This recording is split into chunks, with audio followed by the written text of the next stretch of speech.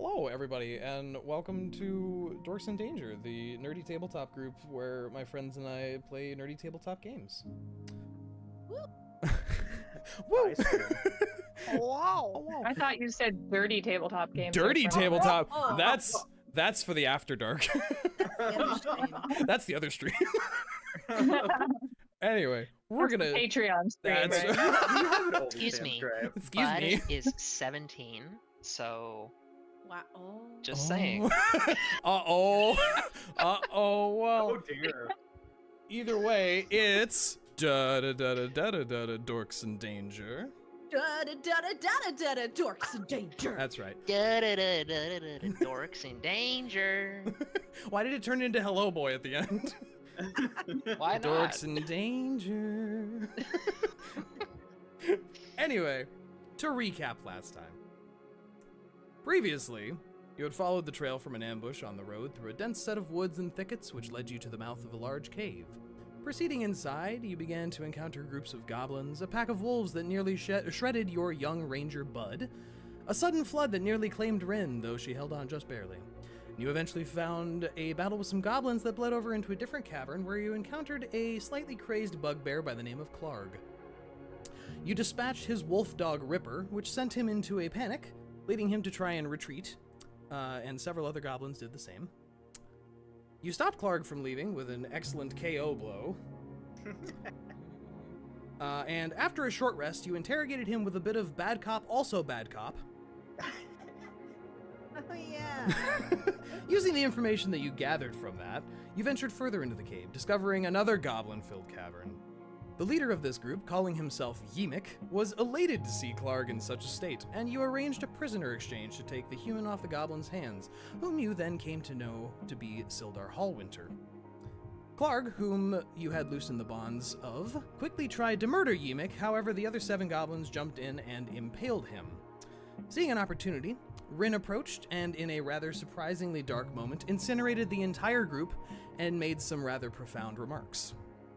Your group then began the trek back to the road you had come from, with Sildar in tow, where we come to now. What would you all like to do on your journey toward Phandalin, since we're winding back the clock a little bit on this? Well, I'm gonna have a little more of the meat on the stick I was eating. Of course, Aside from yeah. the goblins. Wait. Oh, you sicko. Wait. Are you implying that you were eating like a goblin drumstick right now? No, No, they it- were cooking something, and Niah just Yes. took God it. knows what. Oh, okay. God I'm gonna knows say. God knows I'm what. pretty sure, despite you're not a goblin, that might be a little bit cannibalistic. It could be I mean, you people. kind of overcook the goblins anyway. It's a so. bit, yeah, you, I do like them that way, though. like, my Oh my goblin's gotta God. be well done, guys. Mm. Either way, as you begin your trek back through the path you had followed, avoiding the pitfall once again, eventually you would return to the... So as we walk past the pit trap, Wow. Niah Mhm. points at the trap and just, hey, Reyka, watch out. Reyka just glares and says nothing. as you Wait, continue... this is a trap that you'd set or something? There was What? there was a pitfall trap that Reyka had found, and then Niah accidentally pushed her into by trying That's to right. Accidentally. by trying to help.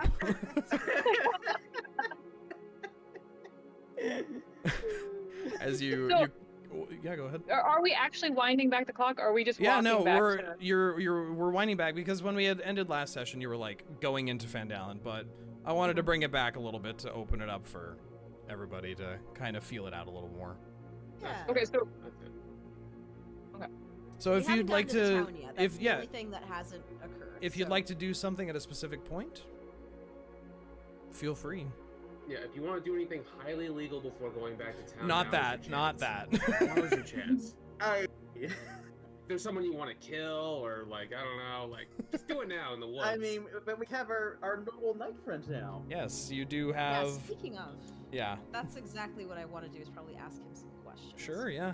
As you guys are trekking through this path where Thava and Synas are just head first in bushes, and there's still an outline of their like torsos in the bush. Oh, yeah. I am actively walking behind them and letting them face tank everything.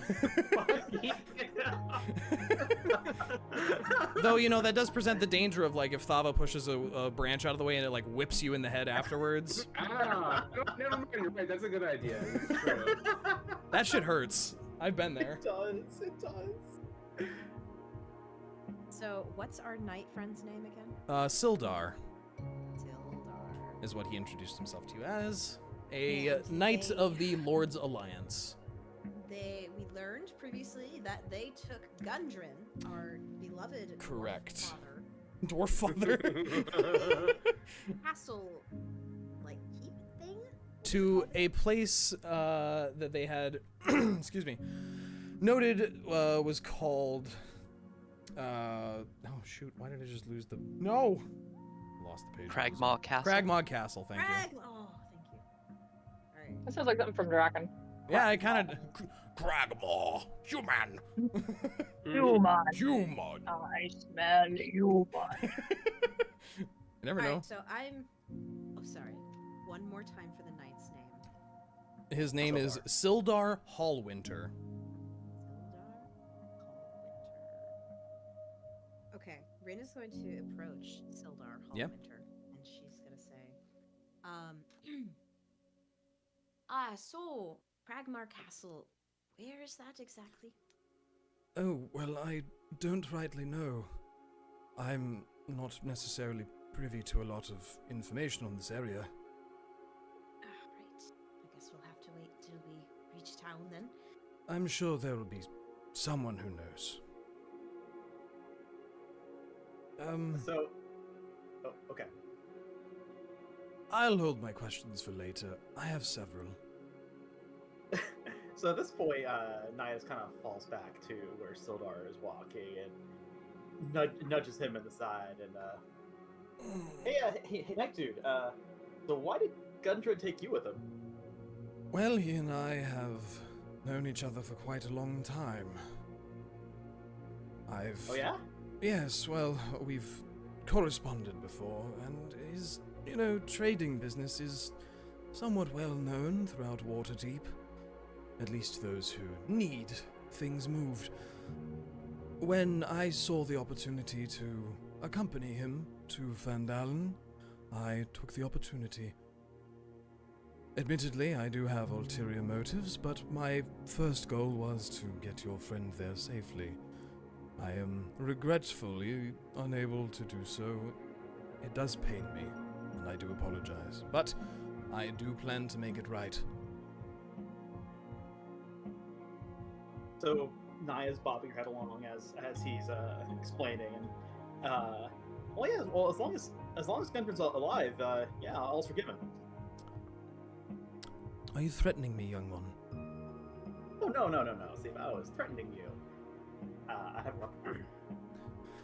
Speaking of Gundren, Wow. how was he looking last you saw him? What, did they beat him terribly or something?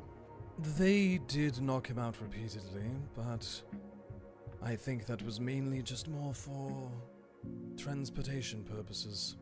He is a bit of a squirrely one. Does throw some fists, though he's not quite good at it. So I imagine, given they seem to keep him mostly unharmed, they want to question him or something. Get some information out of him? He and his brothers do have some information. I'm certain if someone wants to know it, it is probably not good. Did you see his brothers before you left, or were they waiting for him? No, I believe Gundren mentioned that they were somewhere around Phandalin. The area is very rich for prospecting, and I imagine they don't spend much time in town other than to resupply. Did Gundren tell you anything about what he was doing out here? Not particularly, just that him and his brothers had made the find of the century. And he hired you for protection. He did not hire me. I offered to accompany him. There are individuals within Phandalin that I also wish to find. That, and I have heard several reports that things are a tad amiss in Phandalin, and it would be remiss that a knight of the Lord's Alliance wouldn't try to establish some order. So wait, I missed like some goblins in a bugbear in a cave or something? No, something with the town itself. To provide some context, one of my compatriots, another member of the Lord's Alliance, a wizard by the name of Iano, had been sent here, came out here, can't remember if it was of his own volition, batty fool, but he was sent to establish some type of order within the town. It is very prosperous, and as it grows, it will need proper order and a guard set and small government if they are to become a larger city. But I have not heard from him. No one has. In quite a few weeks. So, I am coming to find him. Oh. And seeing that Well, I mine hope and that goes better than, Gundren's... Yes, well... Seeing that mine and Gundren's goals aligned, I agreed to accompany him. So no, I was not hired protection. I'm not a bodyguard. I'm a friend.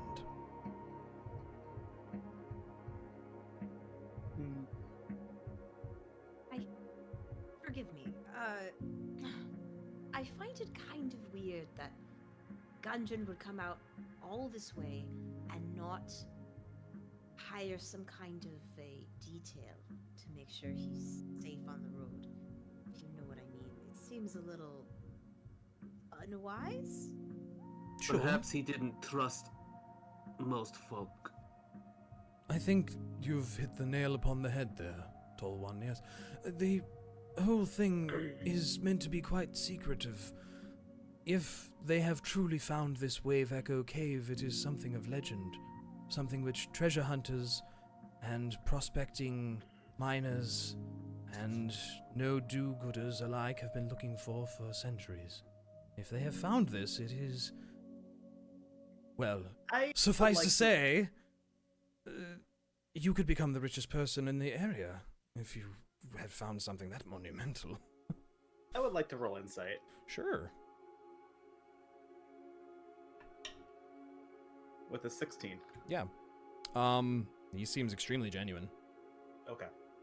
He definitely is not leading you guys in any way. He's just very plain-faced and honest about everything he's doing. Okay. And he continues a little bit after rubbing at where Niah had elbowed him. Remember, this guy does have 1 HP. Oh yeah, anybody got any good berries or anything? That's not this. That's level 2. All I gave him was my staff to use as a Yeah, walking which stick. he's been very thankful for. I have potions. I don't know. Isn't he also like basically naked?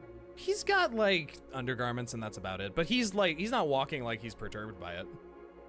Okay. He's using the walking stick and he's got a little limp going on, but he seems very stern-faced and straight up about it. He's not worried. But he continues and says, truly, if your friend has found something like this and someone else has found out about it and wished to do him harm, I can imagine that it would be quite the power struggle. So, we should analyze the situation once we are in Phandalin. Likely, if there is some sort of, opposing force, I'm not going to be of much use until I've healed up. But You got someone close.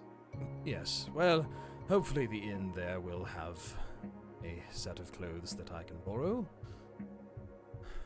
I will also have to stop in and speak with the town master, see what he knows. But that is for tomorrow, if we make it there today. So, did they not tell you what was remiss about the town? Well, the thing is, other people have heard of these bandit attacks along the trails, and that certain caravans have gone missing. But that's only because we've not received notification that they've arrived. Usually, someone sends a missive or sends a letter back to confirm that they have received a shipment. It appears that that has stopped. Well, somewhat. It's mainly the fact that Ayano has gone silent. It's not like him to go somewhere and not report. He's a wizard. He has the ability to communicate through magical means. You're a wizard, Yarno. So that is really the more concerning part. The other wizards of the courts haven't heard from him, haven't gotten a hold of him, and while they are not concerned, I am. What was his last report? Months ago. And what did it say? Mainly just talking about being in Phandalin, working to establish order. It was very basic. So at this point, Niah actually is actually just kind of like looking at him with just disbelief. And you waited 2 months to check up on someone who went missing? I had to get the approval from the Lords of Waterdeep and the Lords Alliance to make this a priority for me, taking me away from my normal priorities and my normal work. So at this point, Niah kind of raises her hands up and apologies, Sir Knight. I meant more of why did it take 2 months for the Lords Alliance to investigate a missing member? He grimaces through a chuckle and goes, "Bureaucracy, my dear. It is a wonderful thing. Things do not move fast, and as this is just some frontier town off the trail, off the road, it does not bother the Lords of Waterdeep, because they are not shipping anything here directly. Ah, yes, typical lordships. As it does not make them money, and I would not speak ill of the Lords much, but they are a surly bunch." At this point, Niah just kind of looks at him side eyes. Have you any other pointed questions? Raises his hand. Yes. Wait. Excuse me, Mr. Sildar. You said that you're not feeling so good. You don't look so good. I got a potion. Do you want it? No. I don't need it. No. I watched you all. The way you carry yourselves is... He kind of looks around at least some of you and goes, "The way some of you carry yourselves is of a combative variety. I assume you are not just along for the ride, young one. You will need that likely more than me. A good night's rest and I'll be back on my feet." Yeah, that sounds like good night's advice. rest. Thank you. I'll keep it. Potions are very valuable. Do be aware of that. No need to waste them Oh, on I an know old after fool like I got me. bit by those wolves. You got bit by the wolves. Uh-huh. You're tougher Forgot than about that. You're tougher than you look, child. I was trying to calm them down, but they were too far gone, which I haven't usually seen. They must have been treated really badly. By the way, were the wolves still there when we walked out? Oh yeah. Well, Did we leave him chained up? one of them was there. One of them was there. Were there any goblin bodies there? Other than the one you threw there? No. That's right, we tried that. Okay. Sildar pipes We're up again. heroes.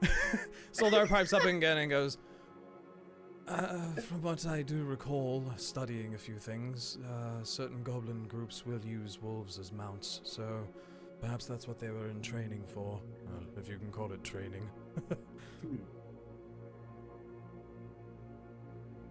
You know, maybe it's kind of cruel to leave that last wolf chained up. It's too late. We've already left. It's okay. It's I'm sure it's fine. The first one It'll broke be off okay. of its chain, like, there's no reason the other Yeah, one it's fine. couldn't. And oh yeah, 2 of those goblins escaped, right? So that means that there's probably going to be someone else knowing about this. What Who cares? what an idea. I would bet on it, honestly. Eventually, throughout this conversation, you guys work your way back through that hour and some-ish trek through the wood, and eventually pop back out to the cart trail, where your horses are just waiting patiently with the cart. Oh, thank the gods that all the fighting and such didn't scare the horses off. Oh, the Neverwintanian draft horses, they're rather sturdy and they don't scare very easily. It's rather helpful. Right, and he hands the staff back to Synas at this point, and goes to climb up on the riding seat for the cart. Shall we continue along? If you don't mind, I would like to sit for a while. Makes sense. And I'm Bud assuming goes up to the draft horses with the spare hay that he has in his pockets and feeds them a little bit. He says, "Y'all are really brave." You can spare hay in your pocket. he just has hay in his pockets. Remember? But it's ungodly. Remember? His supply of Hay that he straw to keeps chew on. pulling out of Rinn's hair in the morning. Yeah, the last time I noticed you kept pulling out of my hair. So. He's totally farmer pilled. It's not even funny. If there's nothing else you guys would like to do, you would set off along the trail once again, Yeah, sounds good. cruising along. Not too much really seems to occur. Sildar goes mostly quiet and just keeps an eye out, but he does look very weary. Let's switch up the music too.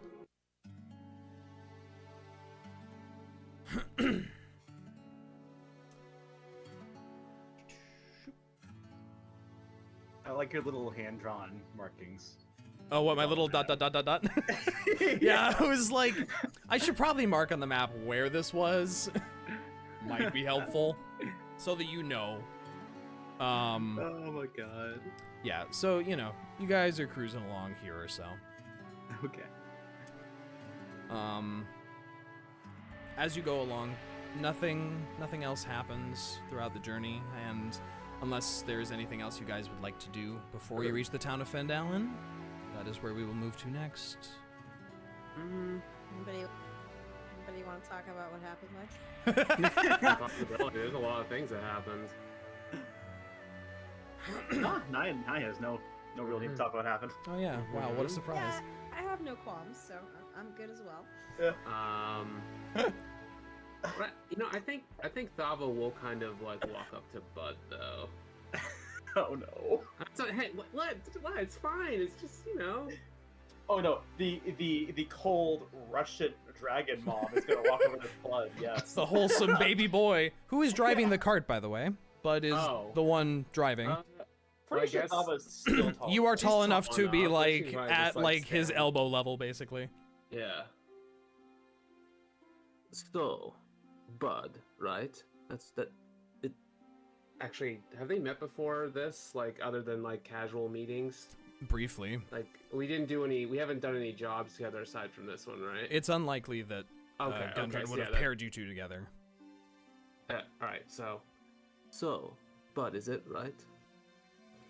Bud is like kind of startled out of kind of like maybe being in his own head. And he's like, "Oh, yeah, that's me." You handled yourself pretty well back there. I imagine that was the first time you've fought goblins before? Bud kind of like pauses, like trying to figure out what to say. Well, yeah, I've never killed anyone before. I mean, I've killed some animals like on the farm, like for meat and doing some hunting out in the woods, but I don't know, that was really different, and I've never had to do anything like that. Oh no. So this is where Niah chips in, and this comments like, "Oh, you're pretty good at it, though." Oh, thanks, I guess. It's never easy the first time. I'll say that much. But you did what you had to do. Well, what? How does it get any easier? I mean, I don't really like to do it at all, but if we're gonna have to kill some more people who are doing bad stuff, then like, what do you think? How do you think I should like do it? Well, What is the wrong person to ask? I guess I'm kind of just a little bewildered by that, like when she asked how to do it. Oh boy. You seem like you've done it plenty. Well, of course. You're laughing is seriously throwing. Wyld, come on. It is hilarious though. All right. That's not how we get to do that. Well, you seem to know what you were doing back there. Like, just keep doing that. No, I mean I'm good with a bow and arrow and all that, but I mean it's kind of, I kind of feel bad about it still. How do you deal with that?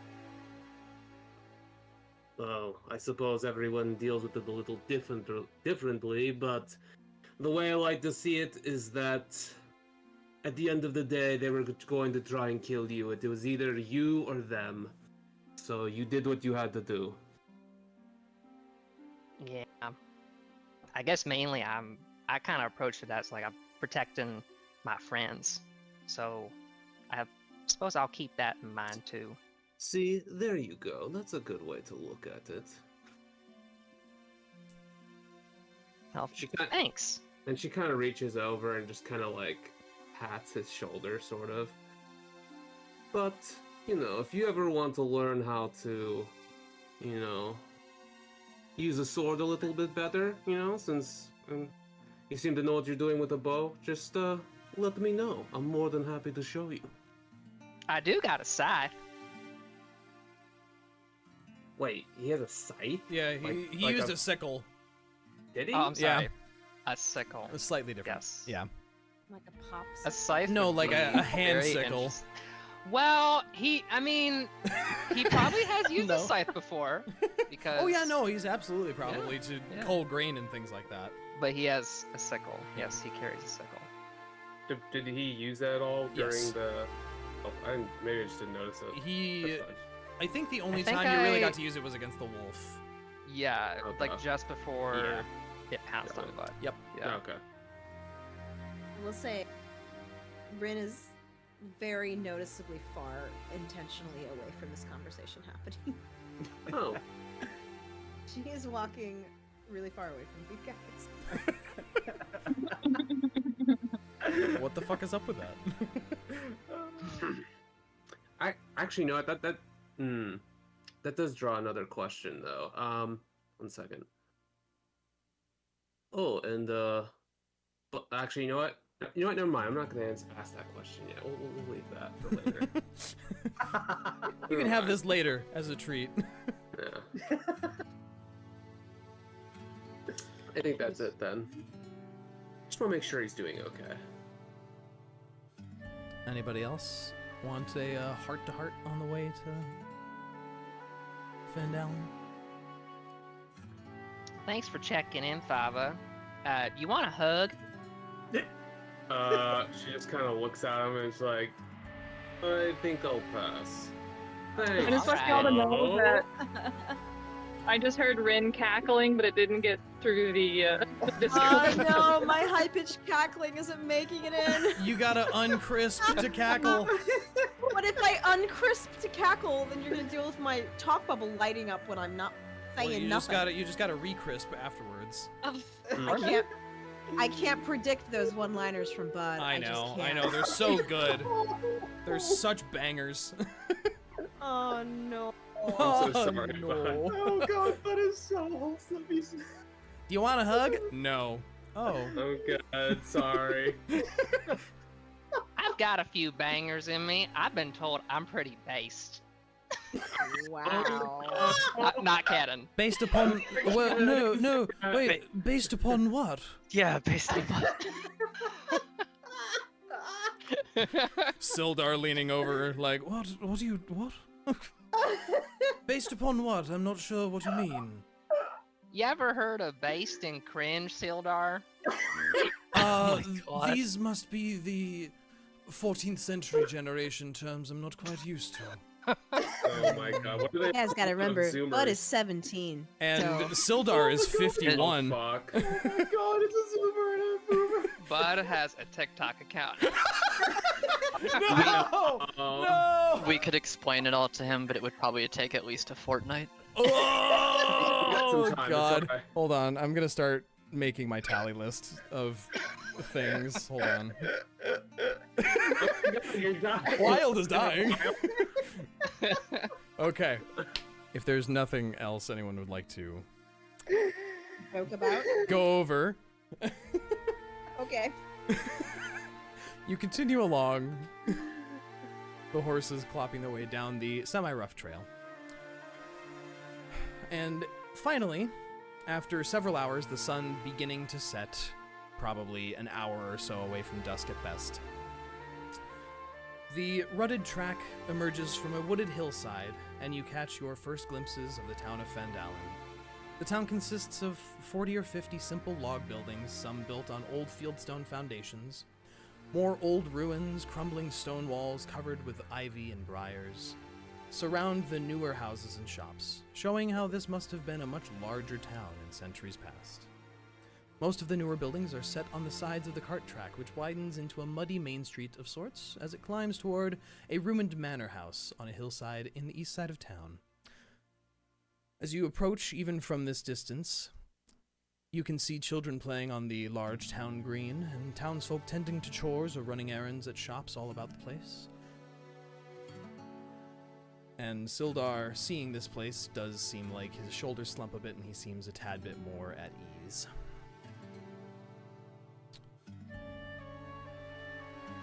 As the cart begins to wind its way down the main road, we'll switch to the map of Phandalin here. Shoop. Phew, not a battle map. Yeah, it's not a battle yet. Youngster wants to battle. Oh, fuck. Oh, shit. Hey, you look strong. Oh, please get away from me. God. My bugs will have something to say about this. I like wearing shorts. Oh my god, my Shorts God. Kid, yes! I love Shorts Kid. Okay. I love that Kika's name is Joey. That's Yep. something that I would say. Forgot about that. As you begin to head into town, several people look up at you as you approach, but most of them return to their business as you go by.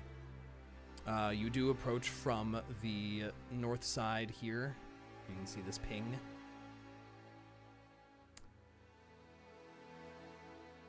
And Sildar looks at all of you and goes,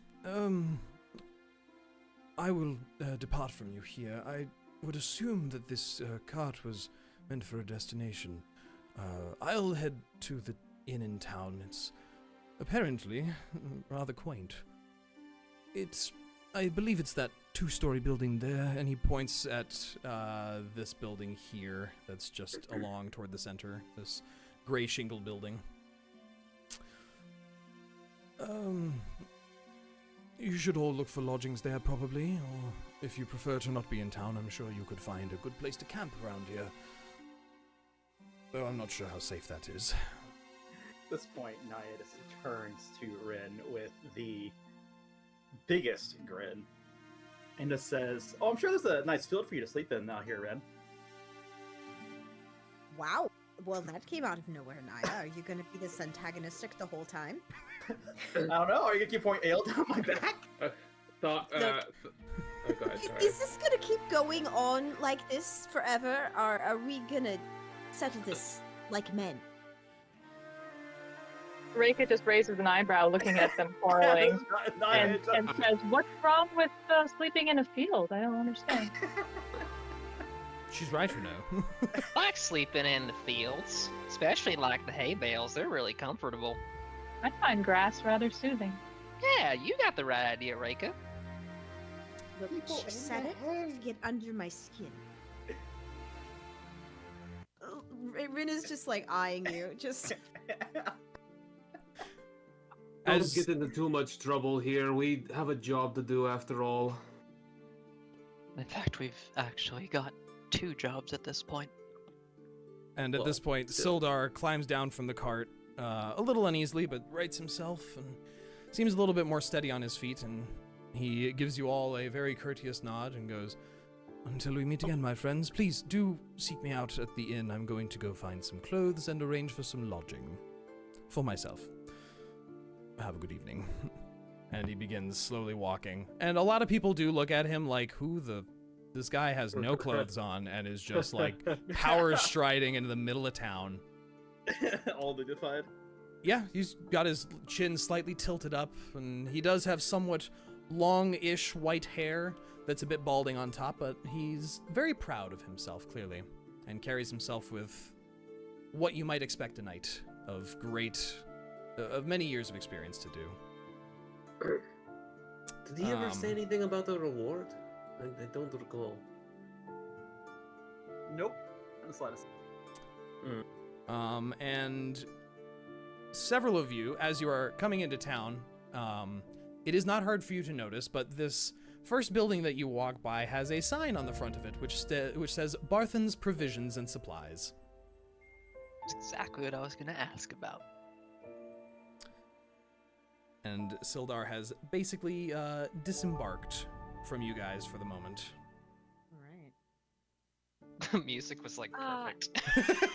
I didn't mean to do that. ended Now, there. where's the nearest bar? I think Sildar was going that direction. I'm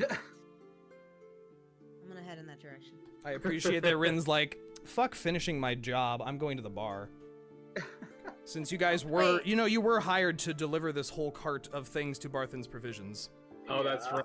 It's in character. Let her go. It's Oh, fine. no, I'm just throwing that out there for player knowledge, but if you want Rinn to just fuck off and go to the bar, Thanks for reminding me, though, because I forgot what we were Yeah. doing. I know.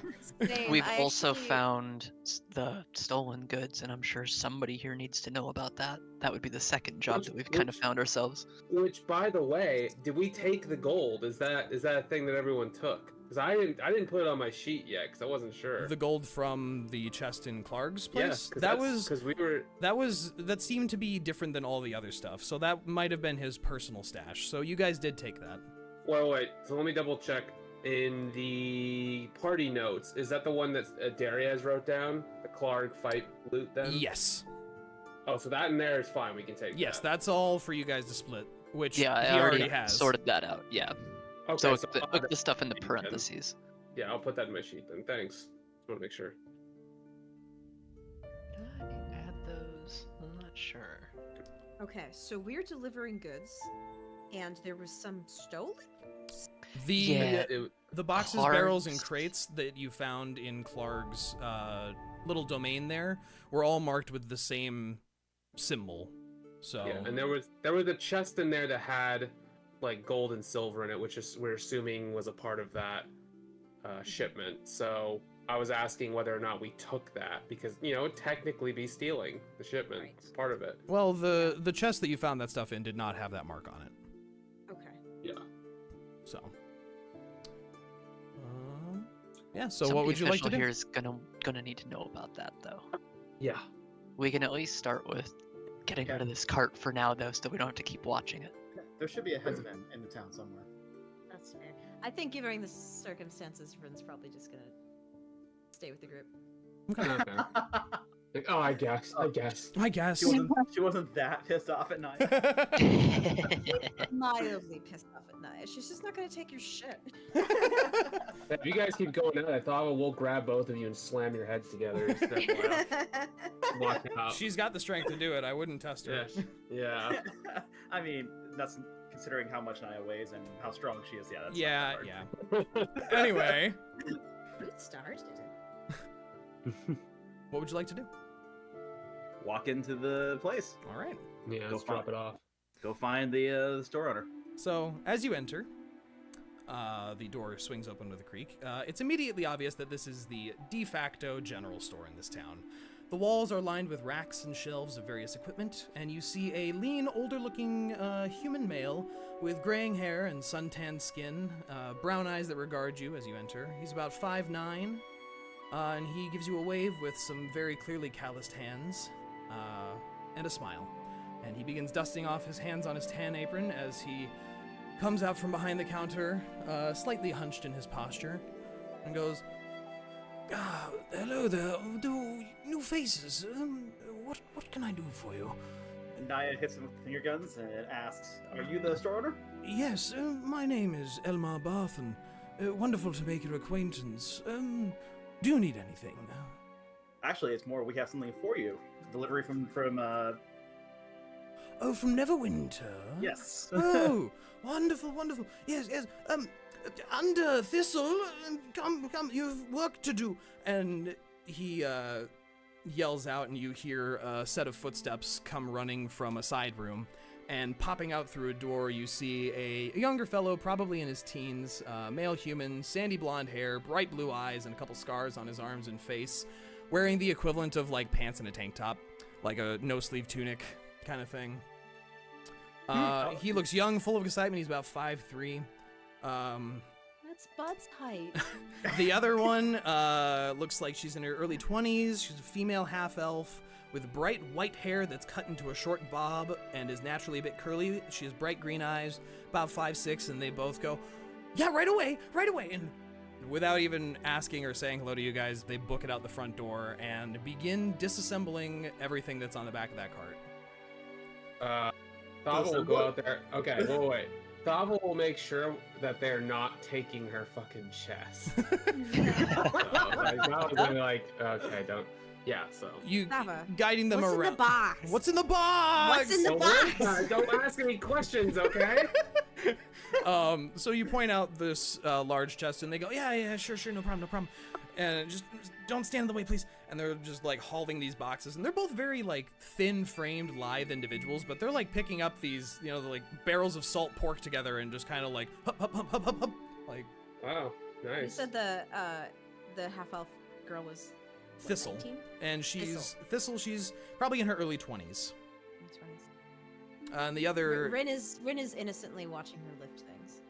Oh Innocently. I'm staring. I am watching respectfully. Are you watching disrespectfully? Is it no? It's not respectfully. Is she watching disrespectfully? Come on now. And he Elmar sort of chuckles, and they are very full of vim and vigor, aren't they, young ones? Good. The matter of your payment, right? Okay. And don't worry about the horses. The young ones will take care of that as well. We've a stable here in town. They'll be fine. You don't have to worry about that. Right. And he walks back behind the counter and he looks up at all of you and kind of remembers something in his head. And he counts out stacks of 10 gold and slides them out to the end of the counter. 6 total, 1 stack for each of you. He goes, the agreement was 10 gold, I believe, for each of you. Thank you very much. We've been waiting for a good resupply. The inn was beginning to run short on their salted pork. Wait. I don't know. Go ahead. No, go ahead. Sorry, go ahead. I was misremembering. Niah just kind of, so she swiftly scoops her stack into her purse. At the same time, she addresses the store owner and asks, so we found a large stash of stolen goods that I think were on the way here. Who should we report that to? He furrows his brow and kind of strokes this like triangular pointy chin scruff that he's got and goes, What sort of goods? It depends. Well, there's a goblin cave, about I don't know 2-3 hours out from here, that we end up having to deal with Mm-hmm. on our way here. And when we were there, we found a number of boxes. Did anyone draw the symbol on those boxes? We should have, huh? I mean, somebody with artistic talent can probably. If you describe the symbol to him, Yes. he says, yes. The Lion Shield Costa actually bears that symbol just down the square there. Might have been something of theirs. Okay. Be careful with her. The proprietor there, she's a bit surly, but she's just trying to keep business going. Rinn perks up and she's like, "Oh, I love surly people." I'm sure you'll fit in like peas in a pod, young one. Kind of giggles and jumps a little bit. Now, is there anything I can get you? You are welcome to my store. If you have questions, I am happy to answer them. It's always wonderful to see new faces in Phandalin. I guess one more thing I'd like to ask about. Of course. I heard there was a mage that came here from the Lord's Alliance a few months back. Mm-hmm. Yes, I do remember this. But also, so is he still here? He went missing some time ago. No one has seen him for quite a while. Many of us have assumed that he was just apparated away. Or dead. Like missing, like he just vanished into the night? He basically is. Many people are blaming it on Appara what now? And it disappeared. Oh. Many are, I believe, probably blaming it on the red brands, but... What? The... Right, you're new. So... Tell me, do you know anything of Phandalin, or are you just... Niah just kind of gives him a blank smile. Right. Just kind of like 1,000-yard blank smile. Right. So, the red brands, or the red brand ruffians, well, they are sort of... How do I put this kindly? Hired muscle, in a way. They have taken upon themselves to be the ipso facto guards of the town, despite not being instated by the town master. I would steer clear of them if I were you. They are not patient. Wait. So you said there's people believe that the local town guard, and she gives air quotes when she says town guard, whisked away a court mage? Well, some people do. There's no proof of where he went, so people come up with all sorts of odd stories to tell in the tavern. But did you speak with him much? no, he didn't speak with many of us either. He spoke with the town master and kept himself to the town master's hall. And beyond that, he seemed more of a clerical sort, so not really going about the town. He did seem a gentleman, and very established, as you would expect a lord's wizard to be, but not sociable. I will say... Please, don't go try and cause trouble with the red brands. They are dangerous. Have you ever experienced someone, offering sort of unavoidable protection? Phrases like, wow, it would be a shame if such a nice building got burned down. Why don't you give us 20 gold? At this point, Niah just kind of hangs her head and chuckles down. We'll see what happens if they try to pull that shit on us. Are you saying that there is a cartel in this town? In so few of words, sort of. They have been harassing businesses and the people of the town for a few months now, and they act like they own the place. And there's nothing a damn sodding one of us can do about it. We're just people. We're just trying to make a living. Where did they come from? Not sure. They moved in, and I'm sure they've established some base of operations somewhere. I don't know much. I keep to my store and train young Ander and Thistle to be observant of these sorts of things so that they can avoid ending up like myself. And he gives you kind of a very sad grin. I see. I apologize to make the room so somber. Is there something else you'd like to know? Yeah, what is your best jam? Oh, I don't do jams. I'm sorry. There Where can I is get one? well, the innkeeper's wife, Trelina, she does canning and jamming of certain fruits. The orchard up in the north of Phandalin produces some wonderful fruit that she uses. Oh, okay. I would check with her. And does Phandalin have a local alchemist or? And he sits there and thinks for a moment. Yes. Blasted, I can't quite remember her name. She lives in a windmill just outside of town. I'm sorry, my memory's gotten away from me. And he just kind of stares at the floor for a few moments, kind of very, 1,000-yard look. Before shaking his head I truly can't remember. She moved in here not but a year ago, and the poor girl keeps to herself, mostly. Which windmill? It's, you can see it on one of the hills if you stand in the center of town. It's a bit a ways out. And it's also not on this map. Oh, okay. Alright. Thank you.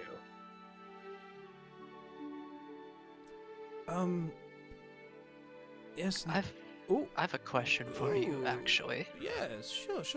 Yes, sure.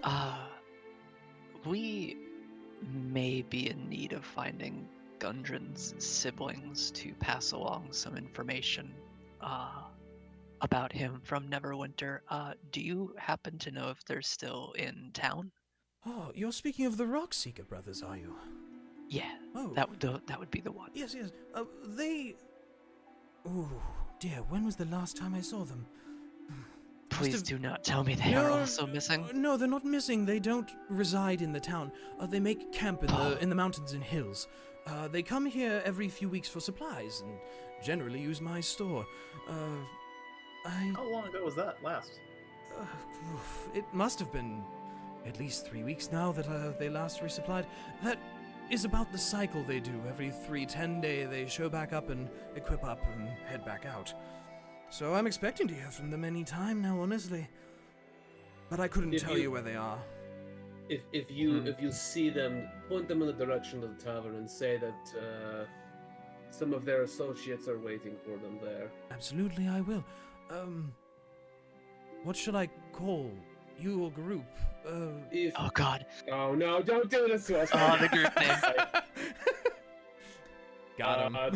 Okay, Thava will try to get around that question. Be like, well, just if you see Tharden, tell him that Thava is at the tavern. He should remember me. Yes, of course, sure, yes. I will do that, thank you. I do hope they come back soon. I would be surprised if they didn't. Character trait, I never would have met any of the brothers, right?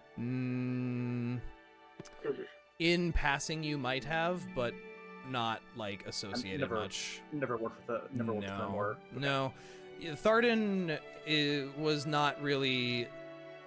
He mainly did caravan escorting. yeah. I was a caravan escort. Yeah, but not the ones that you didn't go to Waterdeep much. Okay. Yours would have been more in the area. Right, okay. And Nundro, you would know, Gundren would have described him as the engineering mind of the group. And Nundro, generally resided in Waterdeep, so you probably wouldn't really have run into him. Okay.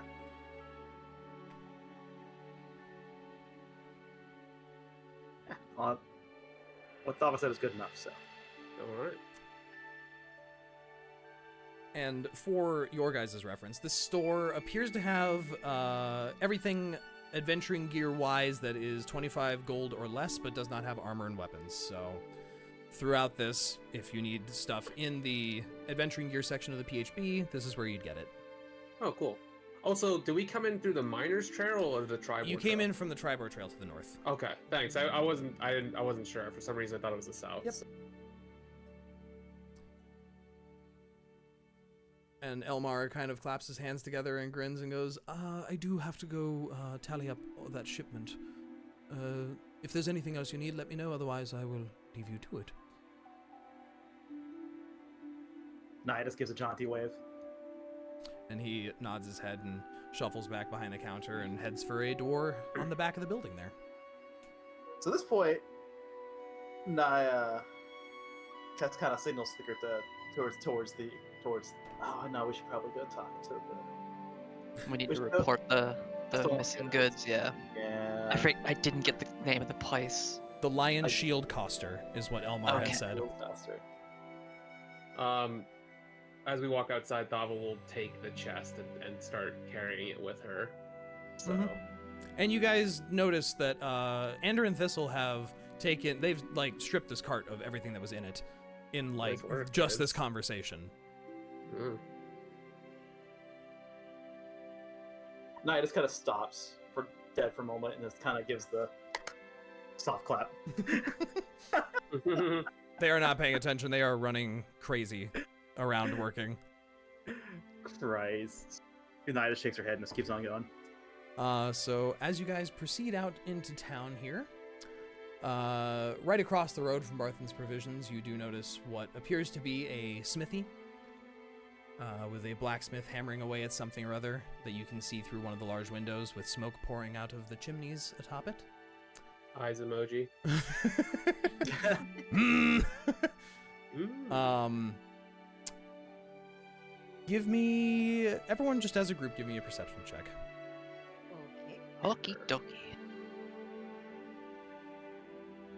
19. 22. Wonderful. 9. Can I perceive when Thistle's gonna be on her next break? Oh my god! You what the can, fuck is wrong with you can go ask her if you'd like. Good lord. Yeah, Rinn's gonna go walk over and see if she can get her attention, but y'all Alright. do your perceptions first. Okay. So, yeah, okay. Anyone who rolled above a 12, you can clearly see just down the road here, there is another building and there is a banner kind of on the side nailed to the plaster wall side that faces you guys that has a series of those lion embossed shield symbols lining it, matching what you saw in the cavern.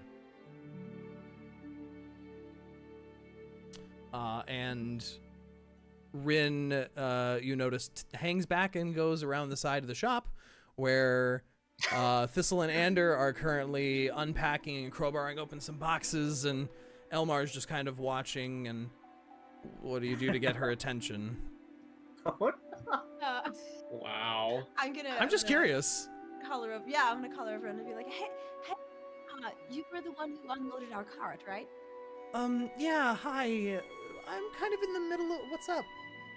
Hey, I noticed I was missing something from the cart, and I'm not sure if it got dropped. Do you mind if I take a look around? Sure, what's it look like? I'll help real quick. So I'll be right back. And now I gotta think of what Rinn would carry with her if she had something. Oh my god, you freak. Oh, perfect. It was a large bottle of wine I picked up while I was in the city, and I really wouldn't want to lose it. I see. Yeah, okay. And you can see that all the provisions are like already being organized out into different piles, sacks of grain, different barrels of oil and meat and dried goods. She's just kind I'll tell of. her it was a personal artifact. It wasn't a part of the order here. Yeah, let's see. And she's like digging through one of the boxes in between some of the barrels and kind of squatting down and lifting things out of the way, and just like, I'm not seeing bottle of anything. That's a shame. That is a shame. That was a very special and expensive bottle. She like rubs her hair out of her forehead and kind of tucks it back behind her ears and shrugs a little bit and goes, I don't know what to tell you. Maybe you lost it on the trail or something. I'll keep an eye out. If I see it, I'll come find you. Well, I'll tell you what. How about we call it a wash? If you meet me at the tavern later and we can share a drink. And she looks at you like not really knowing like what to say initially, and Ander like stops while he's picking up a sack of grain, and like mid picking it up stops so the mass of it carries him forward, and he like falls against the floor and is just like staring, and she gets like a blush to her cheeks and goes, why? I mean, sure, but you just came into town, so I don't. I tell you what, I do love meeting new people every time we travel in, and you just seem like such an interesting person, and I just really love to. I mean, no problem if you're busy. It's just, it's just. I mean, I can. Yeah. We finish up just after sundown, so like another hour or two. Wonderful. Oh, And you can see she's fidgeting with a ring that's on her index finger. Oh no! Shit. Oh, I didn't perception wait. high enough. Finger. The index finger. Which one? I don't know which one that is, Dre. The index. You don't know which one you're. It's your pointy finger.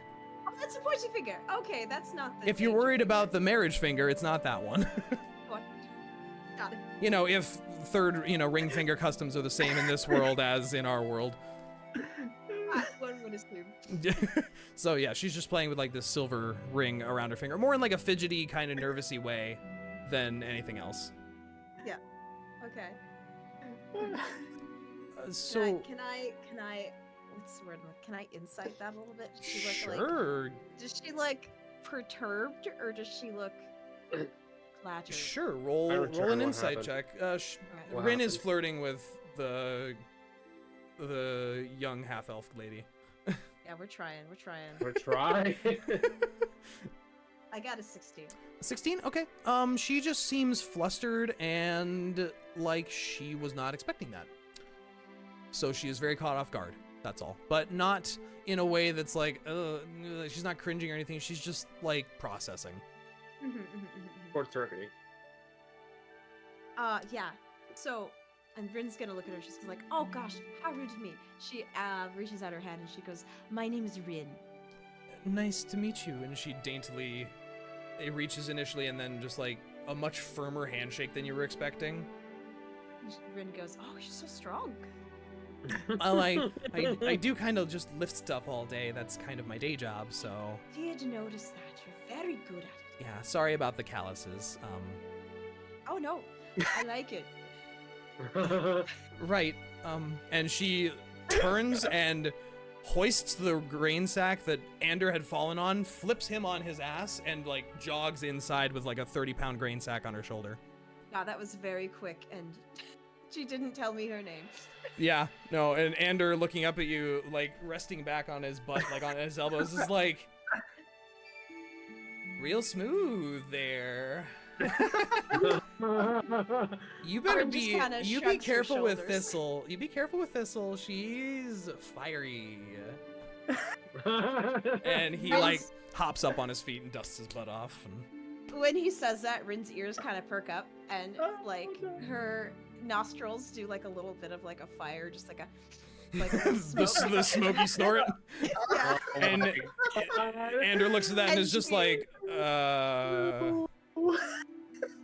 She smiles to herself, and she just kind of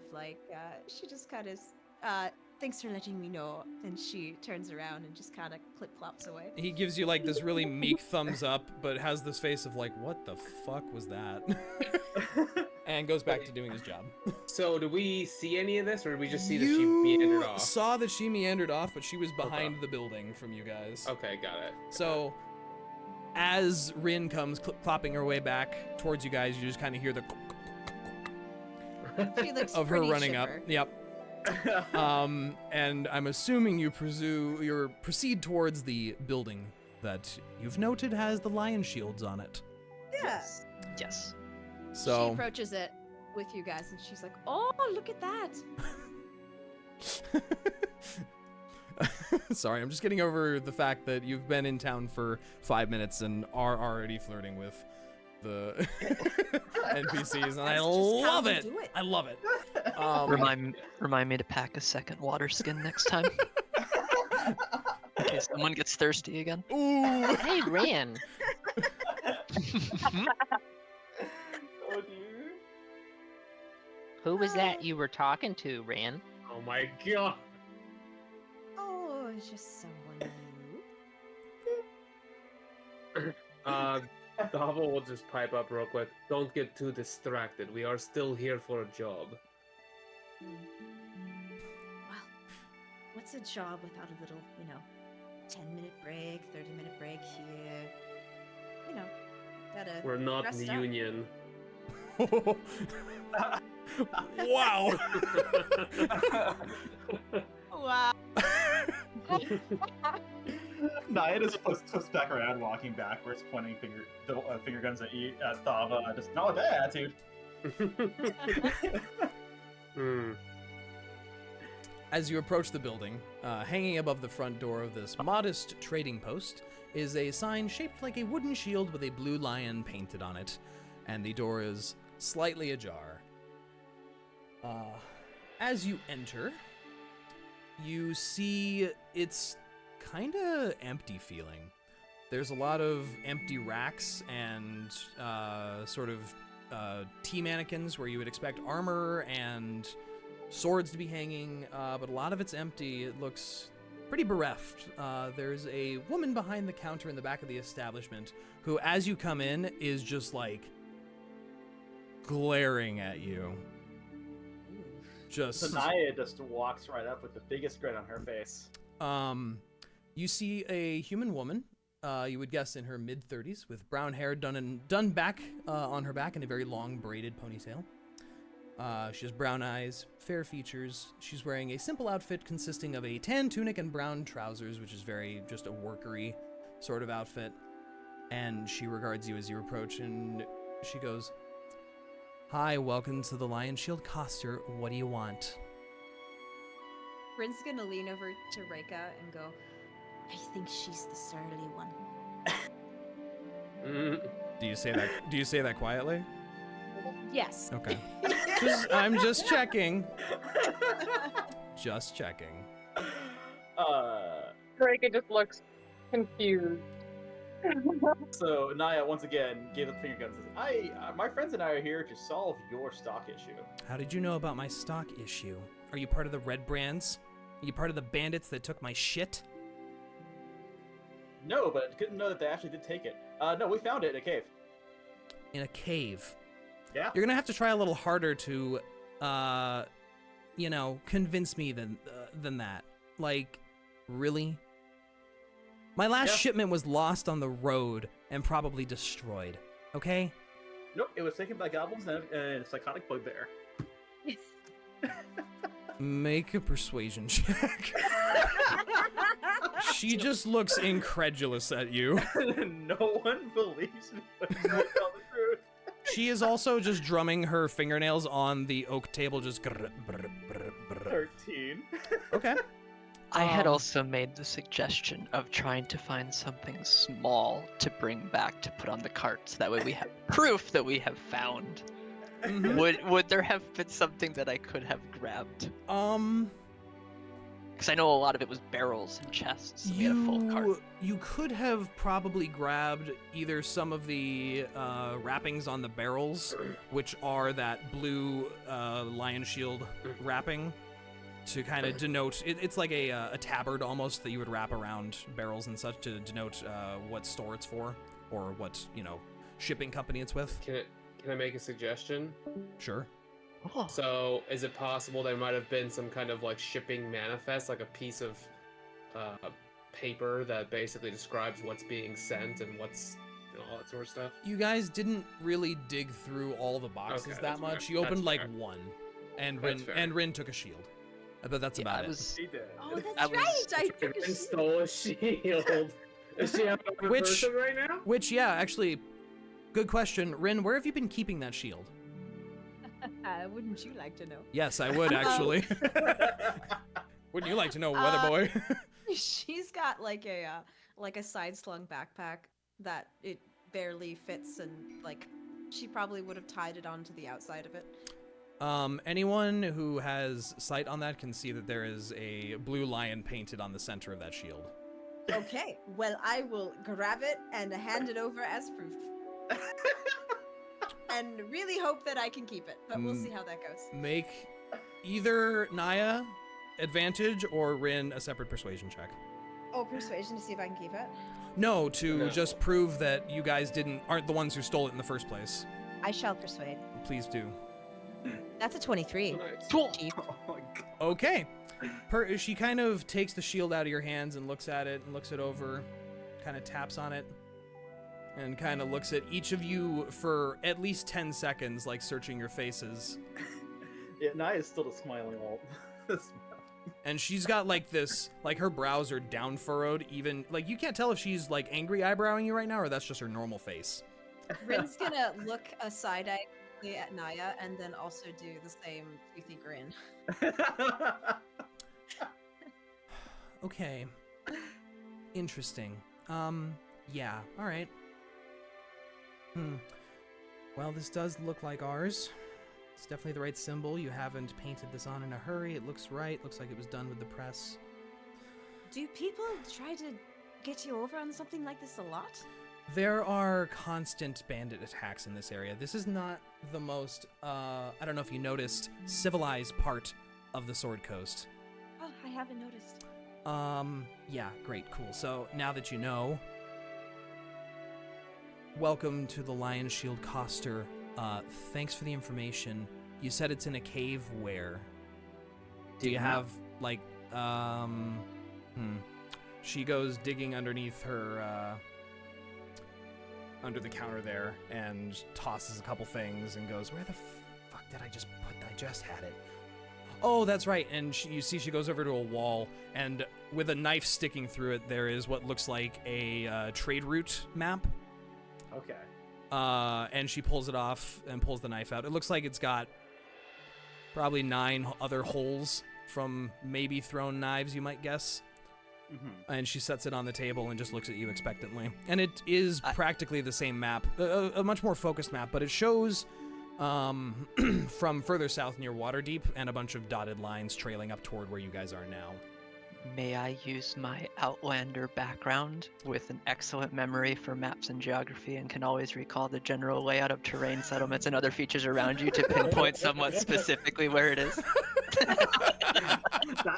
Wow, that's a What an perfect background for oddly this. specific, perfectly thing for the. Yes, you may. Yes. Okay. So you kind of think about it for a moment. And you trace back along the trail and kind of mark, sort of, how much you'd guess you would go off the trail in an hour and a half and then back, kind of thing. And you generally mark where it is.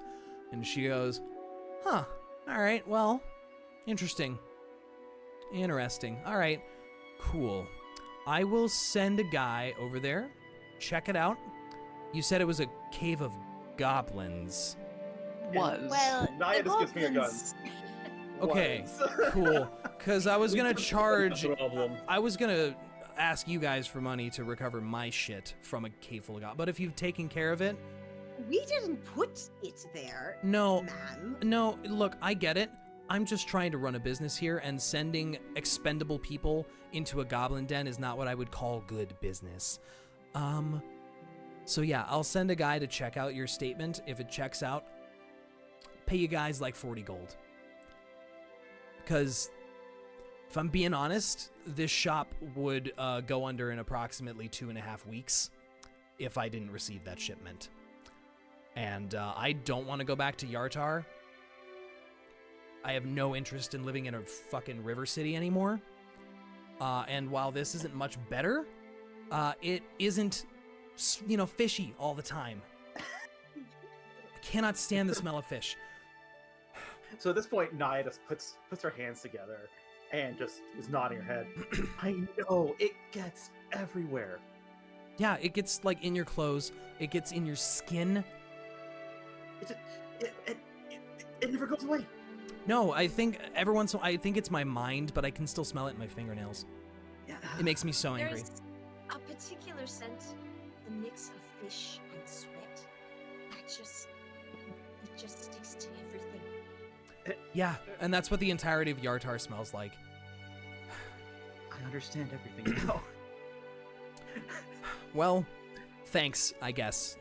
You want to buy anything? And she takes the shield and sets it down behind the counter. And she just kind of puts an elbow on the counter, like, you looking to buy anything, or are you just good Samaritans? Rinn kind of pouts a little bit, and she goes, "Well, I was hoping to keep the shield." Are you giving it like puppy dog eyes? She is giving puppy dog eyes. Which one? This one? Okay. Nothing, owls just... Oh. She kind of looks at you and goes, all right, listen, redhead. It's not yours to keep. I have very specific manifests from my employer that need to check out every week, or they'll probably cut my head off. I mean, maybe not that extreme, but I definitely get fired and have to leave, and that would suck. I mean, And then this back could to be fish. sitting in a pile of goblin shit if it weren't for me. Yeah. And if my guy comes back and tells me that you're telling the truth, I'll give you the shield back. That sounds perfect. But I'm going to reduce the overall to 32 gold. Nah, we'll take the gold. You don't want the shield? Yeah, that's not a good deal. Okay. Cool. So if he comes back, isn't dead, and tells me that all of our shit's there, I'll come find you guys. I'm guessing since you're new here, you're gonna be around? Yep. Cool. Alright. Awesome. Well, if you're not buying anything, can you... And she, gives you a little hand wave, get the fuck out. Thing to ask you, though. So this map here, right? It's a map of trade routes? Yeah. Have any of these trade routes gotten through without being molested? Couple. Which ones? I mean, I don't keep track of everything. I only keep track of Lion Shield Coster-based things. We've had some get through. We've had some not get through. It's really fucking random, and there's just a freaking problem around here with goblins, bandits, ogres, giants. You name it, it's out in those woods. Interesting. And you've had it's random, they have no reliable trails? Yeah, no. I mean, if you guys dealt with a goblin cave, that deals with one of many problems out here. Though there's just as many problems in this town as there are on the roads. And she just digs her nails into the counter a little bit and flicks off some wood. What kind of problems? Well, if you're new here, then you probably haven't been accosted by our friendly local guardsmen. Certain guys wearing red tunics and capes and walking around like they own the place and collecting tithes from different businesses. And her eyes are really wide and just she looks real angry. And she does a quick yeah, no, this place is weird. It's full of competition. It's a frontier town. There's no organization to it. People do shit and people get hurt sometimes, and there's a local group of bandits that think they own the place. I don't know what to tell you. Okay, thank you. Good to know. Yeah, just stay out of their way if you know what's good for you. Anything else? Niah shakes her head. Good. Any of you others got some fun trivia questions I can answer?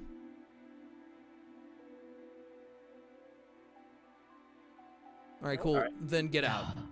Niah just gives a jaunty wave and heads out the door. She does not. She just turns around and goes to head into a different room. She seems lovely. I mean, but I understand though the fish. The fish. Mm. Think about how bad the fish is. You get used to the smell eventually. Niah just gives you a displeasing stare. Yeah, I understand why she is mad, but she was madder than a wet hen. Goodness, she didn't have to take it out on us. Why do you know what a wet hen's like? He's a farmer. Because I grew up on the farm. Look at Eh. him. And you got your hens wet? Well, they've gotten stuck in the rain before. They get really upset when that happens.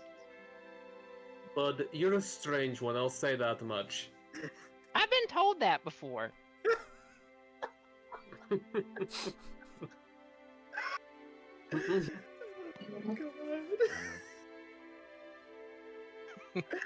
Okay, well at this point, Precious baby.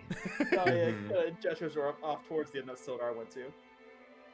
Yeah, I think that's the next destination for me, so. Yeah, I'm getting sick and tired of hauling this fucking chest around. She's been dragging it around. Actually, you know what? Speaking of, Do you think it's big enough to drag, or am I carrying it? I mean, I don't know. your strength would let you carry it, but it's, Okay, you know, I'm like saying a how big 30, it it's a is. 30-pound chest. Like, it's okay, heavy big. wood and there's stuff in it. now's the perfect opportunity. So Thava, what's in the box? None of your business is what's in the box. Yes, but it really looks like you're having trouble with that. Do you need some help? What? Me having trouble with this? No, not even a bit. You look perturbed, I can tell. It's okay to ask for help, Thava. Yeah. I'm good. I think I'll be fine. Let's just So- get to the tavern, you know? As you come out into the center of town here, looking at the tavern, you see what stands a large, somewhat newly built-looking roadhouse made of fieldstone and rough-hewn timbers. Doesn't look like it looks like it was built within the last year, kind of thing. I love rough-hewn timbers. It is 2 stories tall and looks like one of the most well-kept and presented buildings in the entire town that you've seen so far. There's several windows along each side. There's greenery, there are trees, there are bushes which all surround it. And as you approach the front door, let me do something real quick here. I need to hide something on a map because I have a map for you. A map of the tavern? Uh-huh. Vicious. Battle map. Battle map! Battle map. Battle map. Was that the... No, that was reveal. I need hide. Hide. Hidden. Whoops, that's not what I want. Okay, I am going to try and move you guys and really hope that this works. I really hope this works. Let's put your tokens in so you guys at least know where you are.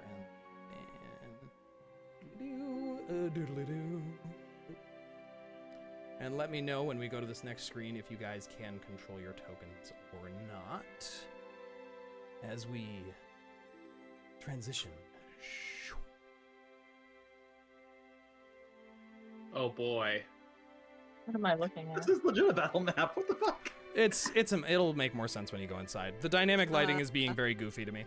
I see. Yeah. Okay. I'm is. sorry. I can move my token. You can move your token. Yeah, make sure everyone can move their tokens. Oh wow, Rick is just going for it. No. And I do need to change one thing. I bet Reyka is zippy. I bet she can just clip a clap. and- Oh, that's right. Yeah, she also has got clippity clops. Yep. Right. Only one of us has shoes. Oh my god. Literally only one of you has shoes. And it's Niah. And you kind of have shoes. Stop! I mean, Synas has shoes. Are you kidding me? I'm at protecting us. some of the beans. So I gotta protect the beans. The bean protection. So it's important. as you enter, let me just switch the music here. Oh yeah. As you enter, the common room is filled with locals nursing mugs of ale or cider, all of them eyeing you with curiosity as you are quite the motley crew. What is that? What? We're They freaks. have Okay, I get it. cider. I Um, love cider. Most of them look to be the standard fare for folks you might see in a tavern, and the majority of individuals here at first glance seem to be humans and half-elves with a few dwarves scattered about here and there. And while there are no tokens, so we're just gonna theater of mind this, I wanted to give you guys a space to move around in a little. Okay. You do see off in one corner. Wow, I just lost my place. Whoa, there's actual walls. There's actual walls, and Whoa. vision, and lighting. Wow, the dynamic lighting system is really cool, guys. You take note of a fairly large purple-scaled dragonborn sitting on a chair in a corner, tuning a lute and humming a tune to himself. His golden eyes tilt up to meet several of yours as you enter, and he gives you a very friendly nod and a tip of his feathered hat perched between his horns. Did his eyes meet mine? Yeah, Rinn? I need to know if his eyes met mine. Oh, he meets all your eyes individually and just kind of eyes your group, gives you a nod and a grin, and kind of looks back down at his lute. Do you want to look at him more closely? Do you want to approach him? What do you... We'll figure that out later. Go ahead and continue. Sure. Also, fuck, I have to BRB again. I'm sorry. I'm sorry. I need to get some One water sec. anyways, so I'll be right back. Yeah, one sec. Oh, shall we all BRB for I mean, 30 seconds? what time is it? Yeah, I mean, you can take a second. We all walk in and immediately.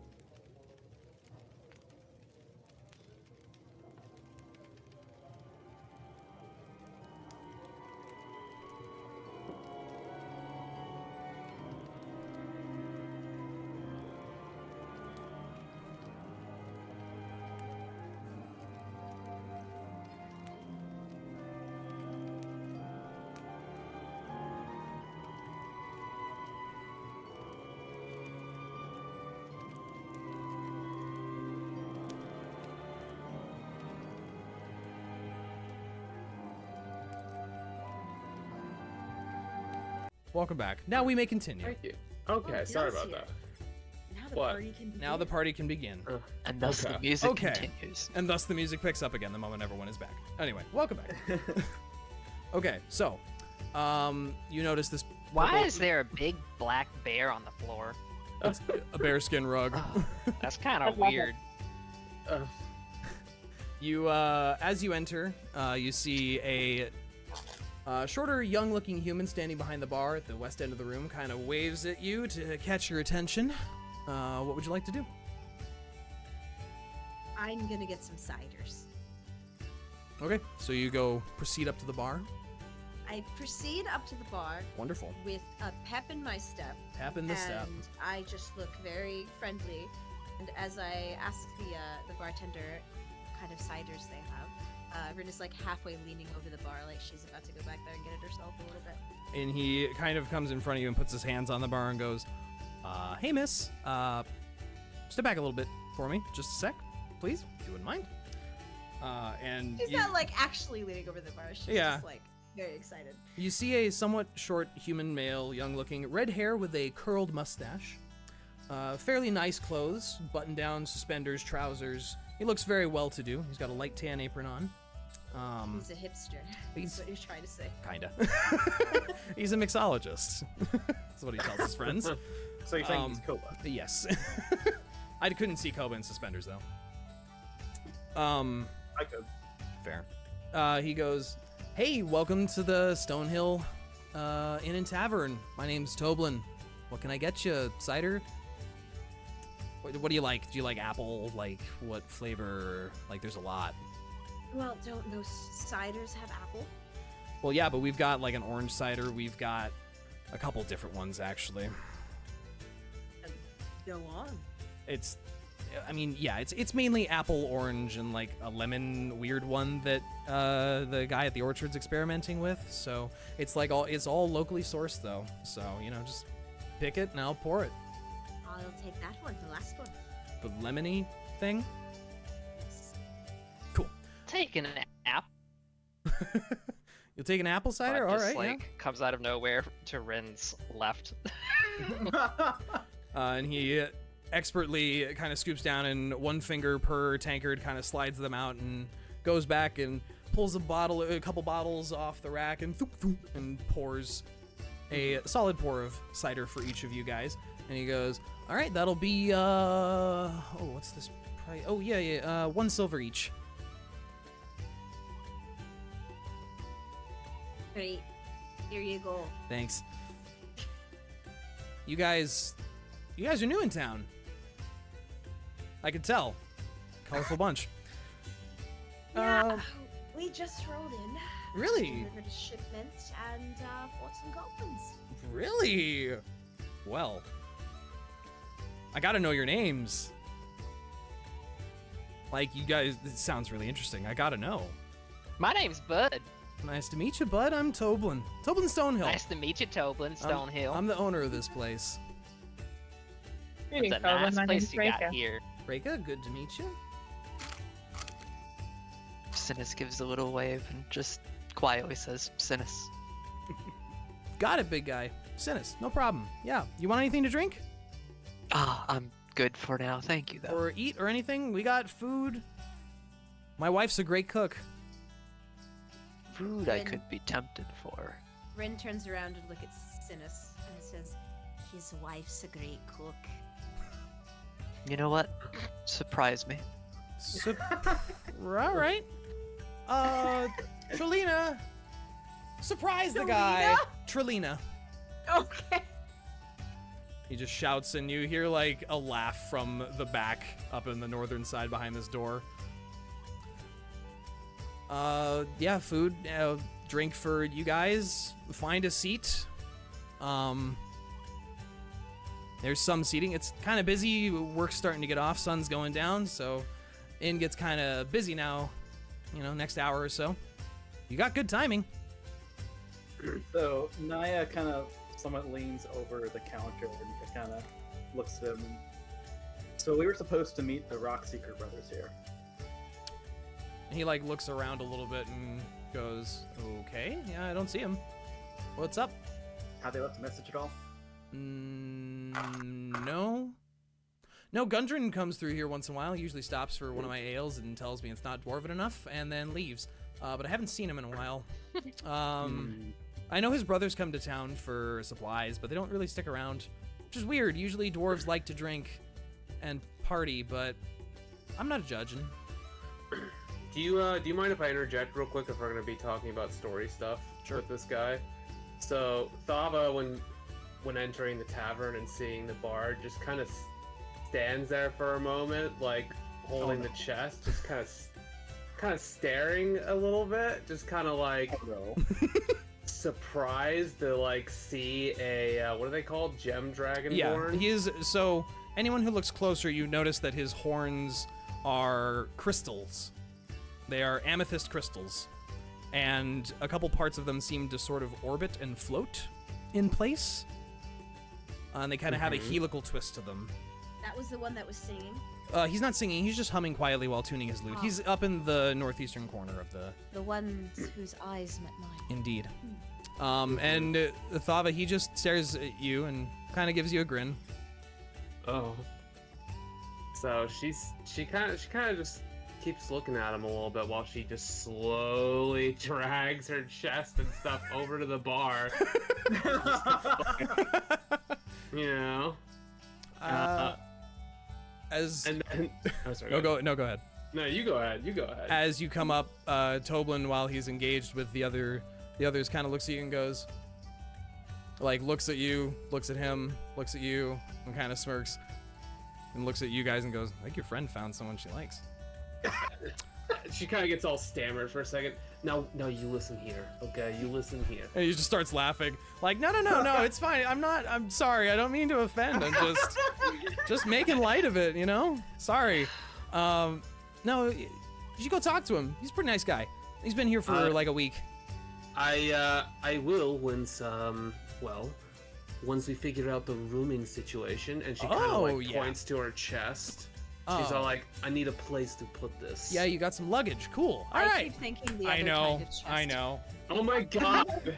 Come on, Rinn. Chest here, just like pointing at need a place. I need to store these. Damn it, Rhos, dog. I was fine until you said that. That's good shitpost material right there. It is. He kind of claps his hands together and goes, oh, yeah, all right, rooms. So, yeah, if you're staying here, like, let's work out the room scenario. We've got, well, I had 8 rooms. I'm down to 6 now. Some, like, half-naked night dude came in here a bit ago and took one of the nicer rooms. His name is Sildar. Yeah, I know. Glad you know him. Cool. So you guys must have come in together then, I assume. He looked pretty roughed up. Yeah, we saved him in a goblin cave. Right, the goblin cave thing. Cool. All right. Yeah, no, he took one of the nice rooms, and big guy over there in the corner took the other good one. So I got 6 rooms that are, you know, pretty modest. They're gonna be 1 gold a night though. So how many rooms we doing? Well, I think we're doing 6, right? Yeah, at this point. These are private rooms, right? Like, how big are these rooms, by the way? They're FYI? fairly sizable. You could easily sleep like 3 people a room. Oh, easily. Yeah, I mean, we could bunk up. I mean, boys with boys, girls with girls. Reyka speaks up and said, I don't mind sleeping on the floor. I can sleep out anywhere. I think I'd rather have my own room. Sorry. So 3 rooms then. Yeah? Niah's gonna come sure. Cool. All right. Pip, come here, bud. And you see this kid who had been hiding under the table next to the amethyst dragonborn in the corner kind of pops up and hits his head right into the underside of the table and comes running out, just kind of rubbing his head like, what, Dad? What's up? Pip, go get 3 rooms prepared. Grab the keys on your way back down. He's like, yeah, Dad, okay. And he goes running off into the north door. Just a young kid, about 10, you would guess. Wait, what is he? He's human? He is human, yeah. And he's got the same red hair. You can assume that this kid's probably related to the guy in front of you. Yeah, he'll go get that. I just need 3 gold and rooms will be yours. My boy there will bring back the keys in a second, and you'll be all squared away. Question. Answer. Do we have a group appointed, like, what's the word? Treasurer? Oh, Like- an accountant. Yeah. Do we have someone okay. in the group? So who's far the it's been most Synas. trustworthy? Yeah, Yes. I've Okay. So what I've been doing when I write down stuff in the party notes, I've been automatically just separating out the gold Yeah. to like what people can add to their own Okay. inventory. But if the party wants just one person to hold all the money, No, I don't think so. yeah. See, that's the thing, right? I don't think Thava's down for that. So Okay. I've So mostly then just who been. pays for the rooms? I'm assuming we're all contrib. Oh, that's Well, Thava with her own I'm room thinking pays of my own, one. Yeah, one. The three girls can chip in however they want. 10 gold, 10 silver doesn't split evenly into 3, so. I'll just pay for the whole room myself. All right, so Synas, take 1 There we go. gold out. However you want to split it up between Rinn, Niah, and Reyka, figure that out. And then Thava, 1 gold from you. Okay. Yep, I already did that. He just kind of. Silver gold, right? Or is it What's that? 10? Is it 10 or 10 silver. 10 silver. okay? So however you All want right. to break that down. I'll chip in the 4 silver for the first night. Let me see something here. Oh god, it's gonna be expensive as fuck to have your own. Oh Jesus. What are your guys' passive perception scores? Not great. 12. 12. 14. 14? Well, 10. passive perception. Yes, 10. 14. Oh, it's 14? Okay, 10. Okay. Oh, What's the my difference bad, my between bad, my bad. passive It's perception? 12, my bad. Wait, Okay. wait. Uh, Okay, it's 12, my bad. Sorry. I was looking Reyka, for the you wrong can see your passive perception on the left-hand side below your saving throws. In a section called senses. It should say like passive perception, passive insight. I see wisdom, intelligence, and oh, there it is. Okay, 16. 16. Oh, wow. Okay. Also Wow. 16. Also 16. Synas and Reyka. None of the rest of you pick. Oh, Bud, what's your passive perception? 14. 14. Okay, you 3 do pick up on the fact that there is an individual sitting at this southern large table here who has been staring at your group for the whole time you've been within view of him, and he's very specifically staring at Niah. What? Anyone that looks at him, you see a individual who looks to be maybe half elven. Kind of hard to see. His hair's pretty long, but he has mussy black hair that's pulled back into a ponytail, and it has streaks of gold running through it, in a mix that, in a way you'd expect like the gray would run through someone's hair as it begins to gray up. That sort of salt and pepper mix, but it's black and gold, as well as a few specifically highlighted sections that are pulled back, and he's just sipping on a nail. He's got a cloak covering most of his body and a fairly large sword resting against the table next to him. Is it cool looking now? It's the hilt of it is the pommel's a dragon head. The crossguard looks like a set of wings. Wait a minute. Oh, that's too cool. No. No, Um, I don't level like 1. that vibe. That's like a main Look character. evil? Does it look evil? You know. So he's also got his eyes are kind of glowy yellowish in a way. Think of Geralt's eyes from The Witcher. That's the kind of vibe he's got. Oh, so the people with 14 noticed, right? The people with passive 14 and higher notice that. Did anyone That's good. nudge? Anyone? Yeah, you guys Like- can point it out to each other. Who are those 3 people? Bud, Synas, and Reyka notice that this individual is staring at your group, very particularly Niah. I feel like Bud is Reyka going. and Bud will like see that guy and then look at each other, make knowing eye contact. Yeah. Bud is going to like nudge Synas gently and be like, "Hey, Synas, you see that guy over there?" Yes, He takes I a do, sip of the yes. cider. he has not looked away from us for a while. I'm starting to get concerned. Yeah, it's kind of weird. Can't you do some kind of like detect good and evil thing? Wrong person. I would have to talk with them and get into a conversation. I can't just know. I thought that was a spell or something. The paladin You- spell. You might be Yeah. thinking of something in maybe Thava's skill set. Wait, actually, I never established I was a paladin, to be It's fair, true. But I remember someone using this in the I last did. session. Yes, but I did. it wasn't really talked about, so. Well, here's the thing, though, Dre. Actually, I have a curious question about Okay. that. How do you imagine detect good and evil looks as a spell effect? Was it obvious, or is it just no, like? it's just kind of. I would imagine it's just a sensation you feel. It's invisible, but it's like a sonar pulse kind of thing.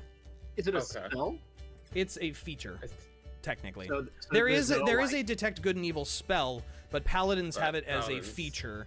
Yeah. Right. So would that entail like any kind of like Technically, component? No, or it technically something, it doesn't or- have any components because it's a feature. Because you're not using the spell technically, it can be flavored such that you just kind of close your eyes and extend out and just detect all these things around you. Yeah. Then I imagine we have no fucking clue. Yeah. Okay, In that cool. case, then Synas would actually probably say, I mean, I could go talk with him, but I mean, we have no reason to. It is a spell, but not something I'm privy to.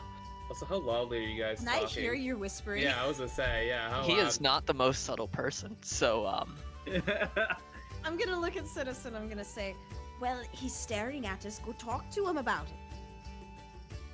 And I have at a this meal coming. at this point, he sets the mug down, and you can see he's also got a nicely trimmed goatee, and is just kind of leaning back in his chair. And as he does, the cloak kind of parts a little bit, and you can see that this guy is also wearing half plate with a padded black and blue gambeson filling the sections that the half plate does not cover.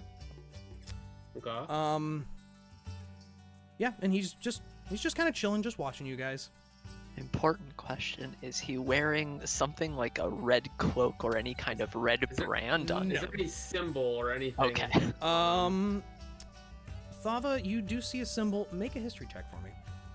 Okay. 1 second. And 16. 16. Yes. Okay, so you kind of look over this guy, and as that cloak comes apart, you do see that there is a symbol embossed on the half plate on his chest. It is the symbol of the head of an owlbear with a sword stabbing vertically down into it. Okay. You kind of think about it for a moment, and you kind of go, I think I've seen this before. You recall it's the symbol of some monster hunting guild that's in the eastern side of Faerun. Oh. But Oh. you're not entirely sure. Oh shit. Okay, so Rhos she'll does. make a quick remark after looking at him, like kind of leaning on the bar, kind of glancing past everyone. Monster hunter, I believe. What So, kind of What's monster? all been happening since I have actually been entirely unaware of all of this. I've been talking to the barkeep still. Sure. I mean, I was kind of doing that until Synas started saying stuff and Right, kind of glanced out. but since I had zero idea about anything going on, so I'll ask about. So I hear that there was a court wizard that went missing around here. Oh yeah, that guy. Yeah, he kind of just up and vanished out of nowhere. Everyone keeps saying it's the Red Brands, but I don't buy that. A court wizard, really? Yeah. Exactly. I don't see a bunch of dumbasses being able to take a wizard, honestly. Well, did you talk to him much? What was he here for? He was here to actually set up some kind of, order. Initially, he was trying to kick out the Red Brands, which is why everyone thinks they killed him. And he lowers his voice down a little bit as he says that, and he kind of goes, but I mean, if you've asked around town at all, they're not good to deal with. I shouldn't be saying this out loud in case, one of them's in here somewhere, but I really wish someone would take care of them. They've been terrorizing people for months.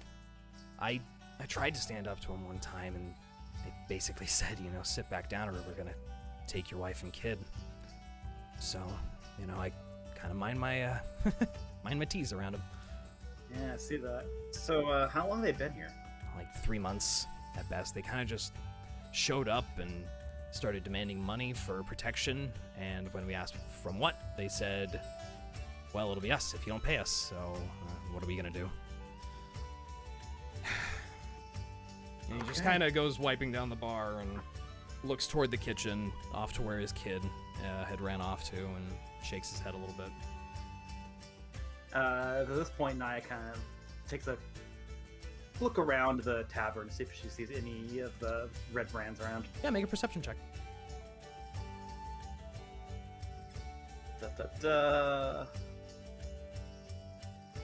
Ah, excellent. A 7. Nice. You don't seem to see anyone who's obviously sporting what was noted as, red symbology or red cloaks or anything. Okay. So how many of them are there? And where are Tens. they based? 10s? Okay. And we don't know. They just kind of meander around town. People don't follow them. Anyone that tried got the hell beat out of them. So Fair. We Who's their kind of- leader? we don't know. At least I don't think. No, I don't know. Well, then who is the one? So they're asking for protection money, right? So Right? who's Yeah. Is the same people coming around, or is it different It's people this time? it's roughly the same guys. They actually there's a tap house in town that was run by one of my competitors. The Red Brands have kind of been using that as their hangout spot. So yeah, I don't know. They don't like it's roughly the same bruisers that go around and get money from people, but we don't know where they really take it or what the hell they do. We just try and stay out of their way, honestly. Interesting. So who are the ones that come to bother you? There's one guy named Brutus. He keeps breaking at least one of my mugs every time he comes here. Huh, how's rude. He's a piece of shit. The mugs are a pain in the ass to get. We can't, reliably get them. Hmm. And there's no one around town that stands up to them. There's no one who can. I mean, all of us who are here are just here to make a living, and some of us are alone here. Some are just like small groups of prospectors, and he nods to a couple of the dwarves sitting at one of the tables laughing and drinking. Like, can you imagine 40, 50 bandits beating the hell out of those 3 guys? It's just sad. But that's the reality out here. You just keep your head down, make some money, and you just kind of hope they go away. Good way to get yourself killed in a hurry. Yeah. And that's definitely happened a few times. How many people have they killed? I haven't been keeping track, and there's probably plenty that, have been that no one really has known about, if I'm honest. I do hear rumors now and then. What was her name? As I look something up. There is actually something.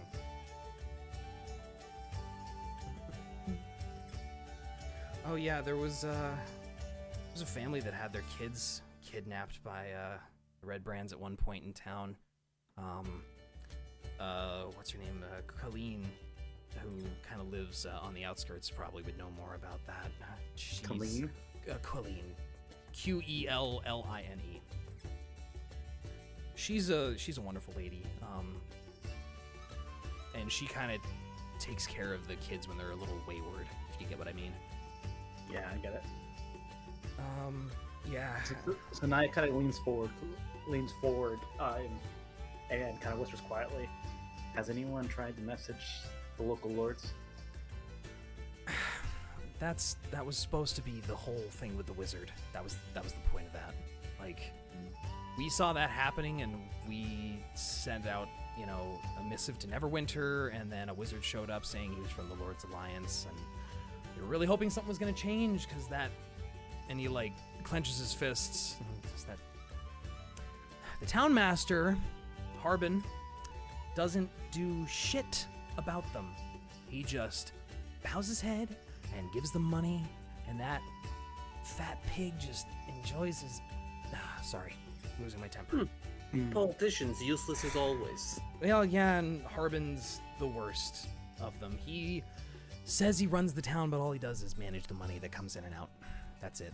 He's a banker. That's all he knows And how how to much do. is he skiving off? I don't know, but probably a lot, if I were to guess. So, yeah, he's in the town master hall. there's a job board that he posts. Like, he does pay people if they do work for him. We've had a few, mercenaries and adventurers and stuff come through and do work, and, like, he pays them. Like, he's good for his money. He's just between you and me, he's about as brave as a calf. So... No surprise there. But yeah, I mean, if you guys are in town for a while and looking for work, I mean, you could ask around. There's a lot of stuff that needs doing here. There's that job board too. It's an option. You see him. Quest board, you say? Every town's got a job board. Random shit gets posted on it. People pay for work. That's how it works out here. Side quest. Side quest. And you see he walks over, and his hands are a little shaky. He's grabs a piece of bread, and you see him take a butter knife and go over to this, which you now are only noticing it because he's going to it. There's a golden skull sitting at the end of this bar, and he just kind of sticks a knife into it and scoops a bit off of it and spreads what appears to be butter on the bread and eats it. What the? Butter skull? That's awesome. Bud, Bud you would know that these are the butter skulls from Butterskull Ranch. Wait, what? I was joking. Butterskull Ranch. Which you are somewhat familiar with. Is that a type of dressing? Butterskull? No, that's Hidden Valley. That's Hidden Valley. Sponsored by. Oh my god. Not sponsored. Oh my god. But is notices his eyes follow when that happens, and his eyes light up seeing, and he's like, "Oh hey, I know where that's from." Oh, and Toblin comes back over and he's like, "Oh yeah, the skulls? Yeah, we get them from Big Al, up at Butterskull Ranch. He makes some of the best butter, I gotta say." Oh my god. Oh, I know. My family always gets butter from him. It's really good. Oh really? Are you from out here? Yeah. I'm smack dab right in the middle between Phandalin and his place. Really? Yeah. Interesting. Huh. I haven't come by here before. The closest I got was I was traveling a couple months ago, heading to Neverwinter, and I met Gundren outside the gate, and we left from there. Interesting. All right. Well. So, Thava actually kind of leans over the bar as Bud's talking about this and where he's from, and she just kind of looks curious but doesn't say anything. Well, if you ever find your way back out there, thank Big Al for me, because he's been a real big help, honestly. Oh, I'll be sure to. I'm gonna head back there at some point, because that's where my parents are right now. Really? Oh, that's... Yeah. I'm sure he's taking real good care of them. Yeah, he is.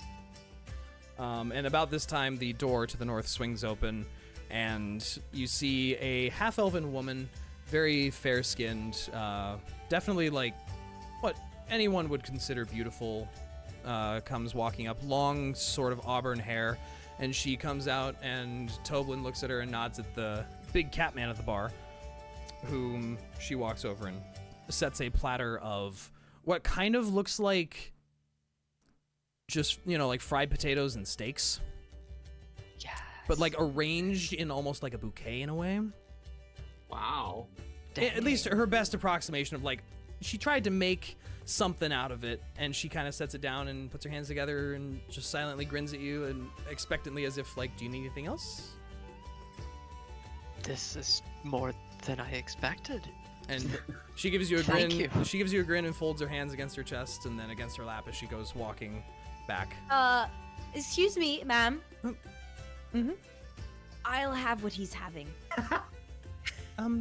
Anyone else? And another cider, please. She finishes off the one she started. Niah raised her hand. Yeah, I'll have that as well. Cool. What y'all got? And she goes walking off again. Okay, but doesn't get Aw. anything. Poor Bud. There's a kid's menu. There's a kid's menu! Don't worry. Get him some chicken tendies. I got some chicken nuggies. They're shaped like dragon. Yes! No. They're Drago Nuggies, Thava will be so upset if she sees that.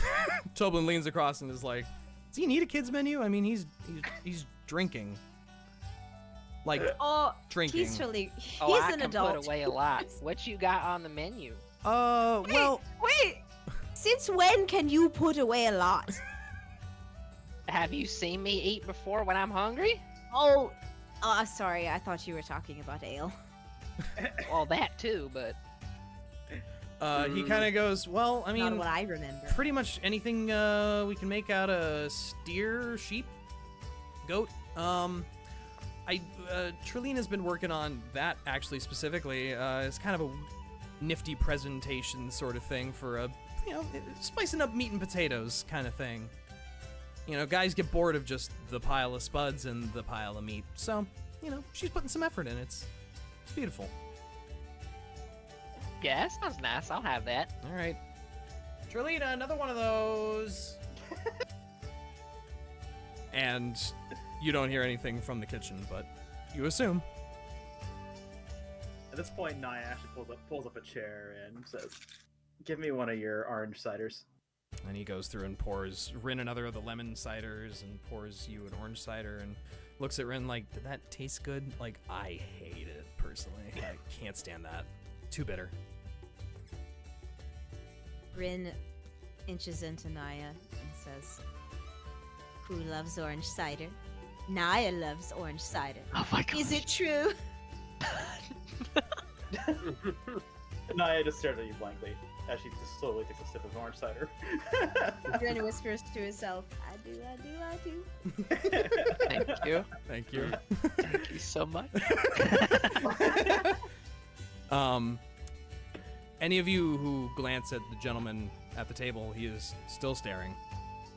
Oh yeah, I take back what I said. I didn't say anything to the group after I realized he was a monster hunter. Yeah. I'm just gonna say I didn't. Yeah.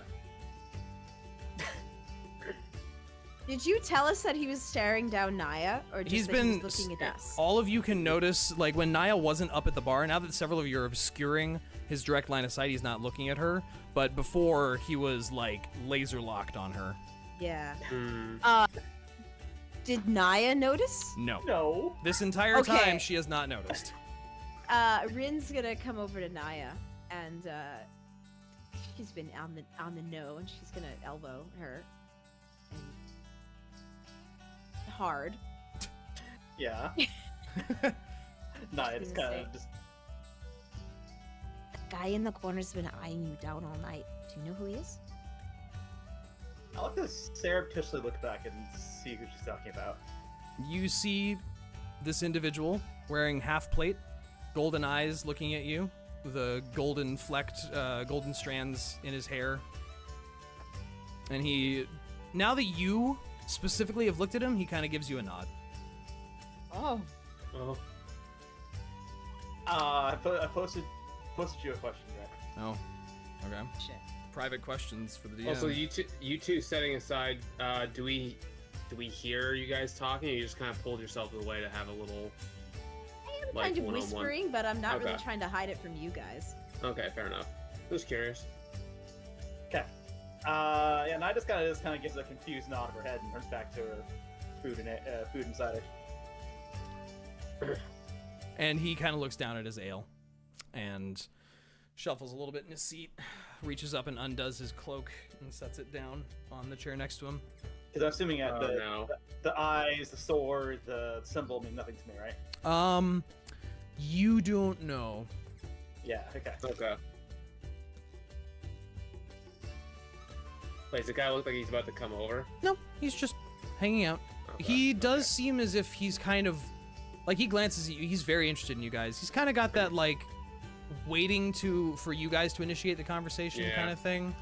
Yeah, Thava is Yeah. kind of looking back and forth between Niah and the monster hunter, especially given what she does know, and just kind of, Yeah. No. just looking a little bit, kind of like cautious almost, like At she's this sitting point- up a little bit. Fuck it. At this point, Niah would be curious. Yeah, she's gonna bring her cider and food over to his table. He doesn't stop you, and as you go to sit down, he straightens up a little bit more and looks you up and down. And now that you're closer, like from, 20 so feet away, hard to tell, but now that you're closer, you see that his eyes are also slitted like a cat's. This is a very interesting Is it gentleman. just Geralt? Like, It's what? not just Geralt, but that is the No, the inspiration. Yeah. It's Draylt. It's him! You found him! Draylt of Rivia.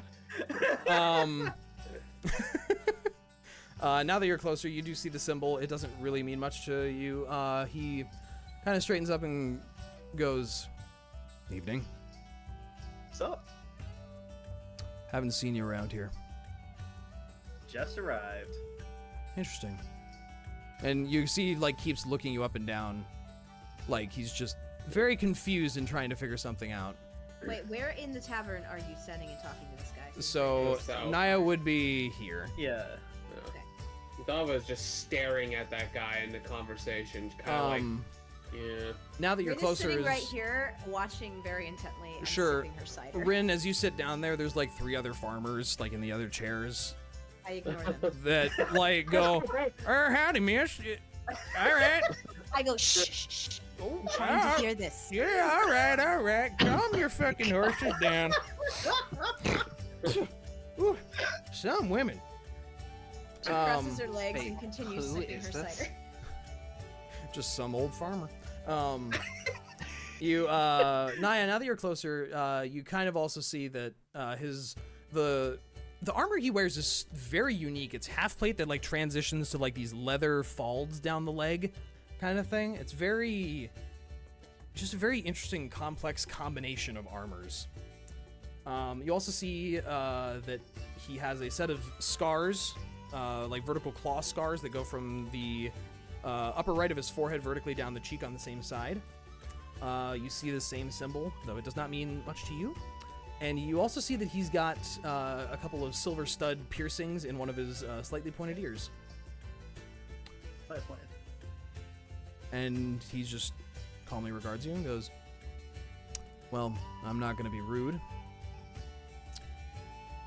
Good to meet another adventuring party out here.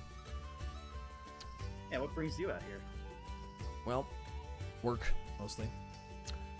And he kind of thunks his fist against the chest plate right next to the symbol, and he goes, "From the Eastern Provincial Monster Hunters Guild." So at this point, thanks for clicking for Niah.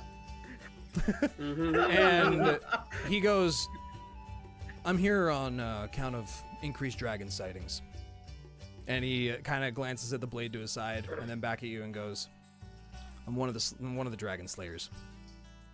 Fuck, I wish I could hear this. Oh, I mean, if you move closer, he's talking like fairly loud enough for you to hear. I guess I could say I moved closer. Just It's keep up to an you, eye yeah. on things. When I'm sitting in the chair. At this point, Niah is first of all trying to hide her sudden anxiety, Mhm. and second of all, Well, if Niah needs a little second here, Thava will actually kind of perk up at the whole dragon hunting thing and dragon sightings, and she'll be like, "Dragons around this area, huh?" And kind of gets up. He gives you a nod as you approach. What kind? Several. Chromatics? Yeah, chromatic dragons have been sighted out in this area. It's only rumor, though. I was sent here by my guild leader to investigate. I see. You look pretty good with a sword. Both of you do. Well, Keep you an eye could out. say that. She just kind of like crosses her arms over her chest and looks a little, proud of herself, I guess. And he Niah's eyes kind of go wide for a moment before they settle down, because she doesn't have a sword. Oh, you're I've, yeah. okay. I've heard of your company before. I've run into them a couple of times. I've done some monster slaying myself, but I just I wasn't overly fond of being told what to do, I suppose. It's fair. Some of us prefer to have a centralized purpose. Others are wanderers. I get that. You ever think about joining Slayers, though? If you do hunt monsters, we're always opening for recruitment. And he looks at... Sorry, bud. No, go ahead. I'll think about it. Maybe. He looks at Niah and goes, "You ever heard of us?" Only through rumors and tall tales. Right. Well. And he kind of eyes between both of you. Goes, "Look, I'm not here to start anything. You guys are putting off real defensive sort of vibes. I'm here to work. I'm sure we'll run into each other more, but you know, most people haven't heard of our company. We're mainly on the eastern side of Faerun. You know, So at this sort point, of a name. Niah kind of relaxes a bit and leans back in her chair. So, dragon hunting, huh? Yeah. Well, Quite the dangerous profession. Yeah, Thava kind of gets closer and is like right next to Niah now. Well, yeah, I'm good at it. So that's kind of become what I do. And I've And got so certain, humble. well, hard to be humble when you kill dragons for a living. And he kind of gives you a grin. And he goes, "Well, I guess I'll give you some information while I'm here because it's part of my job. Spreading the word a little bit. I'm what's known as a slayer. My company, as it were, my guild, is split up into a couple different types. Slayers and omen seekers. Bits. Usually the slayers are ones who are good with blades, bows, weapons, good at taking down monsters, defending caravans. Omen seekers are more the magic kind. They're a bit weirder. Let's see. They do, you know, ghost hunting and other shit like that, whatever. But they're also much rarer. We don't really get magic types who, you know, want to throw themselves at the cause dealing with monsters. There was one. Yeah, maybe it's oversharing, but hoping I run into him again. He made his way out here a year or so ago. Got some questions for him from the top. You guys haven't happened to run into a Blue Dragonborn on your travels here, did you? No, No. we did not. Scars on his arms? No. Okay. Alright. Well, if you ever run into him, let me know. Oh! Right. Where's my manners? My name's Jadet. Jadet Segrin. What? Not drilled? And he kind of offers a gloved hand over the table to both of you guys. All right. Niah takes it and shakes it. Yeah, Thava's a little tentative at first, but then definitely gives him a firm handshake. Thava. Just Thava. Good to meet you. And you? Niah. Right. Good to meet you. I have a question. Does your order have like your order must have a great deal of knowledge about monsters and various things that go bump in the night. We probably have the most extensive set of knowledge, actually. Is there any way I could speak to some of your lore masters? Well, considering they're hundreds of miles from here, be pretty tough. But I could put in a good word. You know, maybe Appreciate- depending on what you're trying to look into. I mean, are you looking for what, banshees, ghosts, hydras, what? things from beyond our realm. Interesting. Things from, well, that are hard to comprehend in the first place. Yeah, that definitely sounds like Omen Seeker territory, not really my thing. I do have a way to get in contact with my guildmaster. I'll reach out to him. It's always interesting to find stories like that. He likes deploying Omen Seekers to look into shit. Does he now? Didn't know. I would greatly appreciate being able to talk to your order about, well, a matter of great importance to me. Sure. Well, sorry for staring. You just, you guys caught my eye. That's all.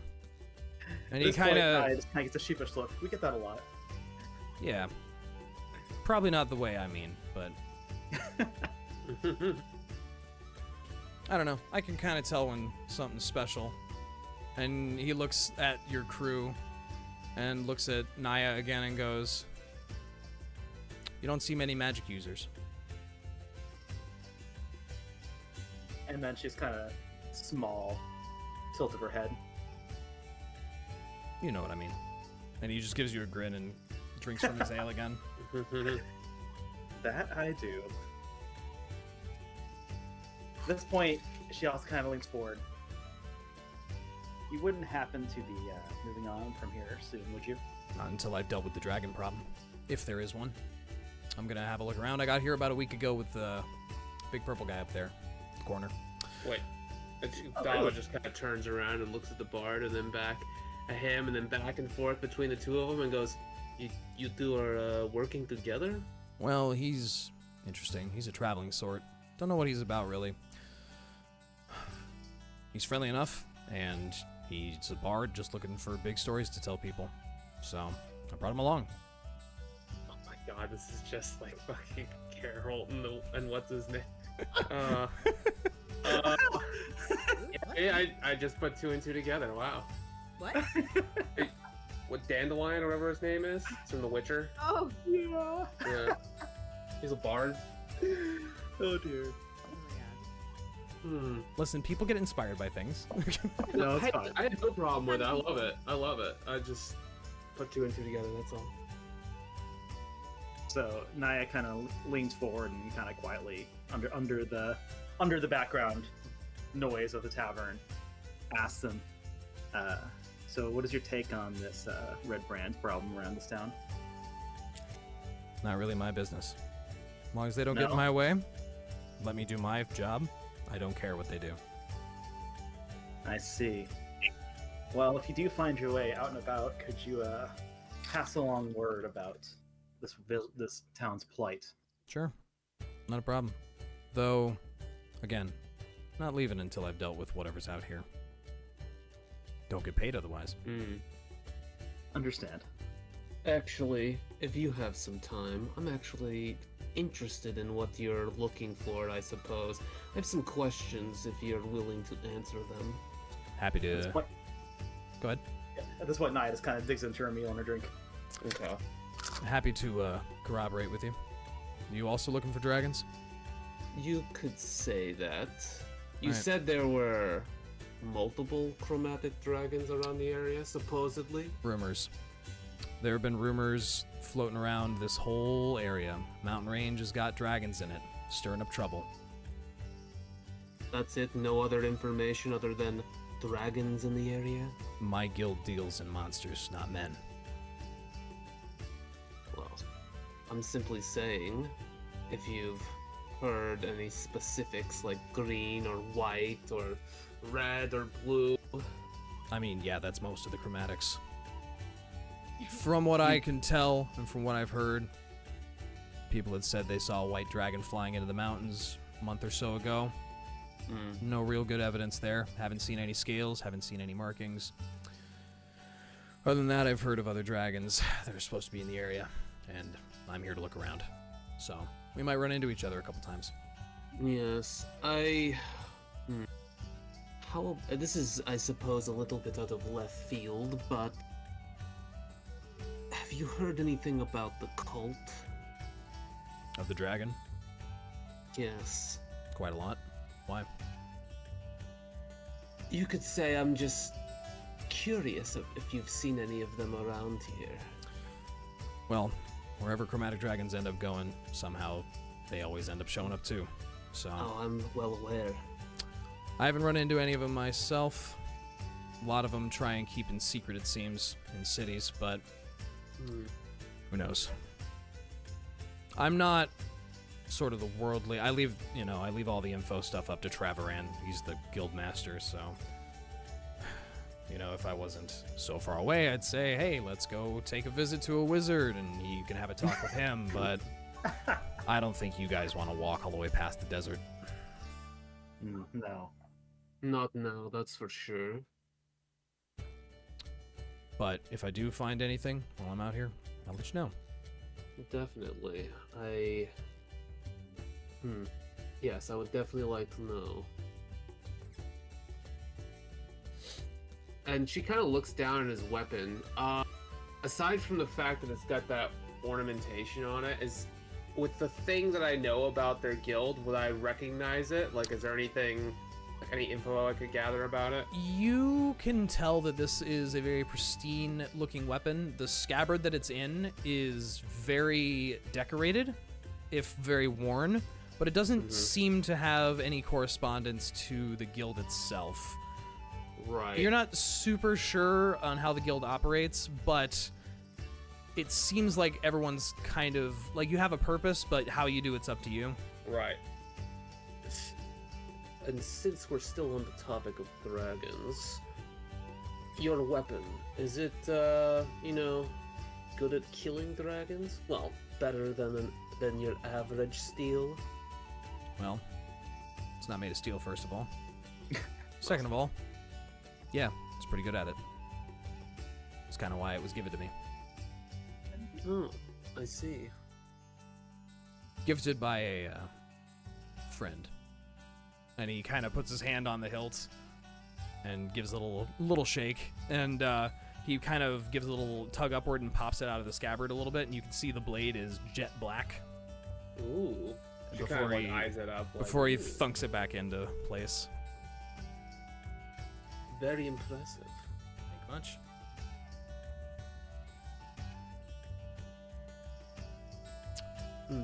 If you got any other questions, let me know. The sun's almost down and I need to get my rest. It's good meeting you guys. Yeah. By all means. It's good meeting you as well. We won't keep you any longer, but I guess we'll be seeing you around. Probably. He kind of nods and finishes off his drink, stands up, clips his cloak back on, and hefts the sword up and nods to you guys and heads for the back door. So one more question about the guild. Do I know anything about their hunters? Like, if there's some of their special abilities? You would know that all of them, there's no like consistent skill set. They are all exceptionally physically capable, but they are not all one. Like, this guy is, you've never seen anyone like this. Okay. He's an oddity, for sure. But any of them that you might have met might have been someone who's, you know, a damn good archer, maybe a pretty badass elf. But yeah, there's no like consistent theming between their abilities. I was asking because it's like you were mentioning things with his eyes, like they were glowing, and he was kind of staring at Niah, so that's why I was kind of like, I don't know if I could have insinuated something about that, I guess. You can make an intelligence check for me. Flat intelligence? Yep. Okay. And 18. Wow, okay. Synas, were you watching this exchange at all? I mean, like, vaguely, I would assume, because he's somewhat nearby, but Not like Probably focused not. in on it. probably not focused, but Okay. keeping an ear out. I was very focused. You so okay. Thava, you do see that his eyes seem to have a very magical sort of essence to them. Like, Okay. you can tell something's very abnormal about them. The gold in his eyes kind of seems to move a little bit. And Rinn, as he walks by you, because he does cruise right by you up the center of the room, you, with your kind of your background, your attunement to magics, you do kind of get this sort of vibe from him, like, not at all, like, there's a lot to this guy, and some of it might be magical. But not much beyond that, really. So, after he's walked away, I'm assuming Niah is still hanging around the table for a moment. I'm still eating, yeah.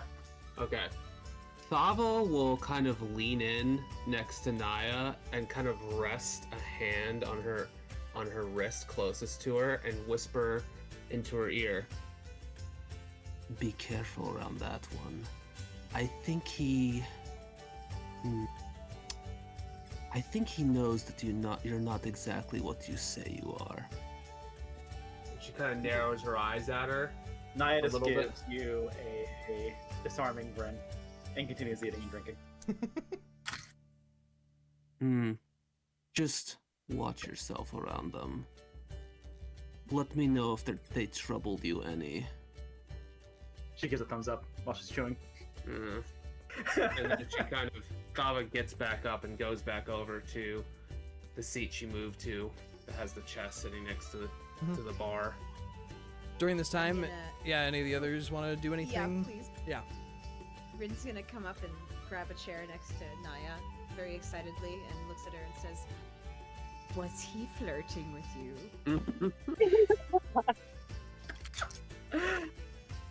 So at this point, Niah was taking a bite. So at this point, she's now choking on her food.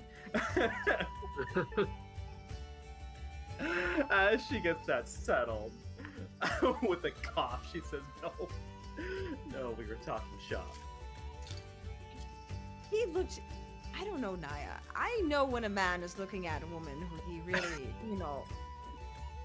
and he was giving you the eyes. Yes, I noticed. This is why I went over here. Rinn, look, is he still exiting the tavern? Because she would totally look over her shoulder at the guy again. Yep. And as you look at him, now that everyone can see sort of his whole outfit on display, it's a bit of a display. And he's kind of got like, the leather folds are almost like a duster coat in a way that blends into the half plate and gambeson. He's just striding out of the room. She looks at Niah and she goes, "If I were you, I would go for it." And she gets up and goes. No. So before you can walk away, she kind of leans forward and grabs your hand and kind of. Okay. She's a monster hunter. Hot. Oh my god. Oh man. God damn it.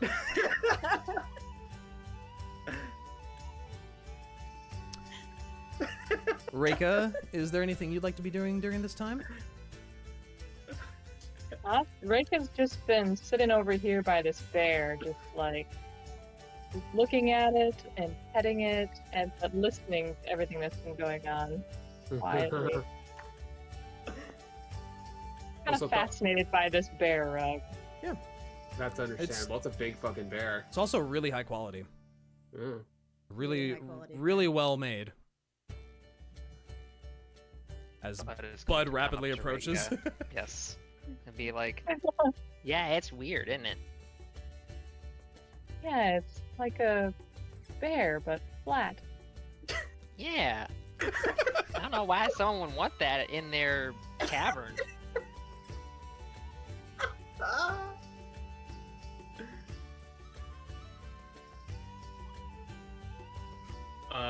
Thava will start ordering an ale from the barkeep and will kind of sit there in her chair and occasionally glance back over into the corner with the bard.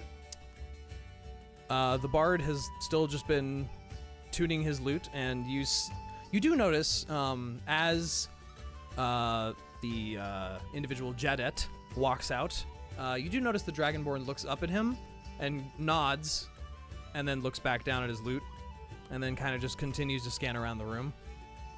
Okay. But other than that, he's just hanging out. She's gonna get some drinks in her. That's the focus right now. Okay. Yeah, every drink is roughly 1 silver. Meals are about 3 silver, so. No food, just drink right now. Okay. I'll do, I don't know, let's start with, I don't know. We'll figure it out. Yeah. Eventually, you do hear the back door swing open. Trelina comes out, hands out meals to everyone as she goes. Pip comes running in. Thank you. Pip comes running in and hands Toblin a set of 3 keys, which he goes around to your group and hands them out, according to who paid. Okay. Telling you guys, yep, that key will be good for, however long. I just need to make sure you give it back to me. Trusting you guys to be good people.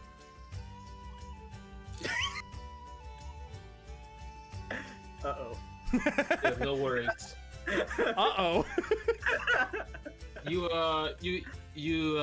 She'll actually ask, you don't do like room service or anything, right? Like I don't have to worry about people coming up into my room and doing this and that, right? No, once you guys are gone, then we'll go through and clean things up. Just, try and not be pigs and leave. No, yeah, don't worry about that. I was just curious. Yeah, no. We don't invade your privacy. It's a lockable private inn room for a reason. Right, perfect. Is the current plan to be in town for a while, I assume? Or... We need to find the brothers, and we need to find Gundren. I'm assuming we're gonna probably be here for a couple days, if not like a week.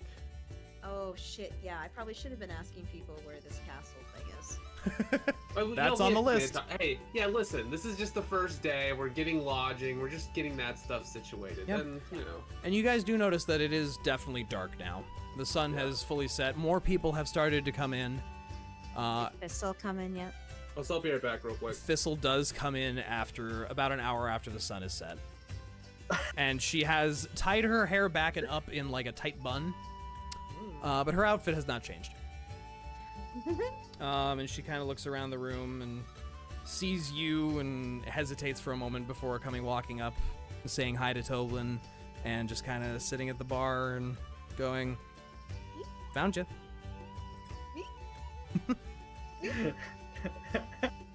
So you wanted to have a drink? Okay, hold on. I really, really have to go to the bathroom. Can I be right back? Absolutely, yeah. Not Rinn! Not Not in character. In character. Oh, that was so cruel. Oh man, that would have been very funny. Should we take a quick break here? I was gonna say right about now is a good time for like a 5-minute break. So Okay, we'll come back at exactly 5. All right, I'm back. Okay. We're gonna take a short break here, Del. 5 minutes. Okay. And- 5 minutes. Yeah, okay. 5 minutes. So we'll come back at the top of the hour. Yeah, no worries. Yeah, okay. Top of the hour. All right, I'll be right back too. Top of the hour ad break.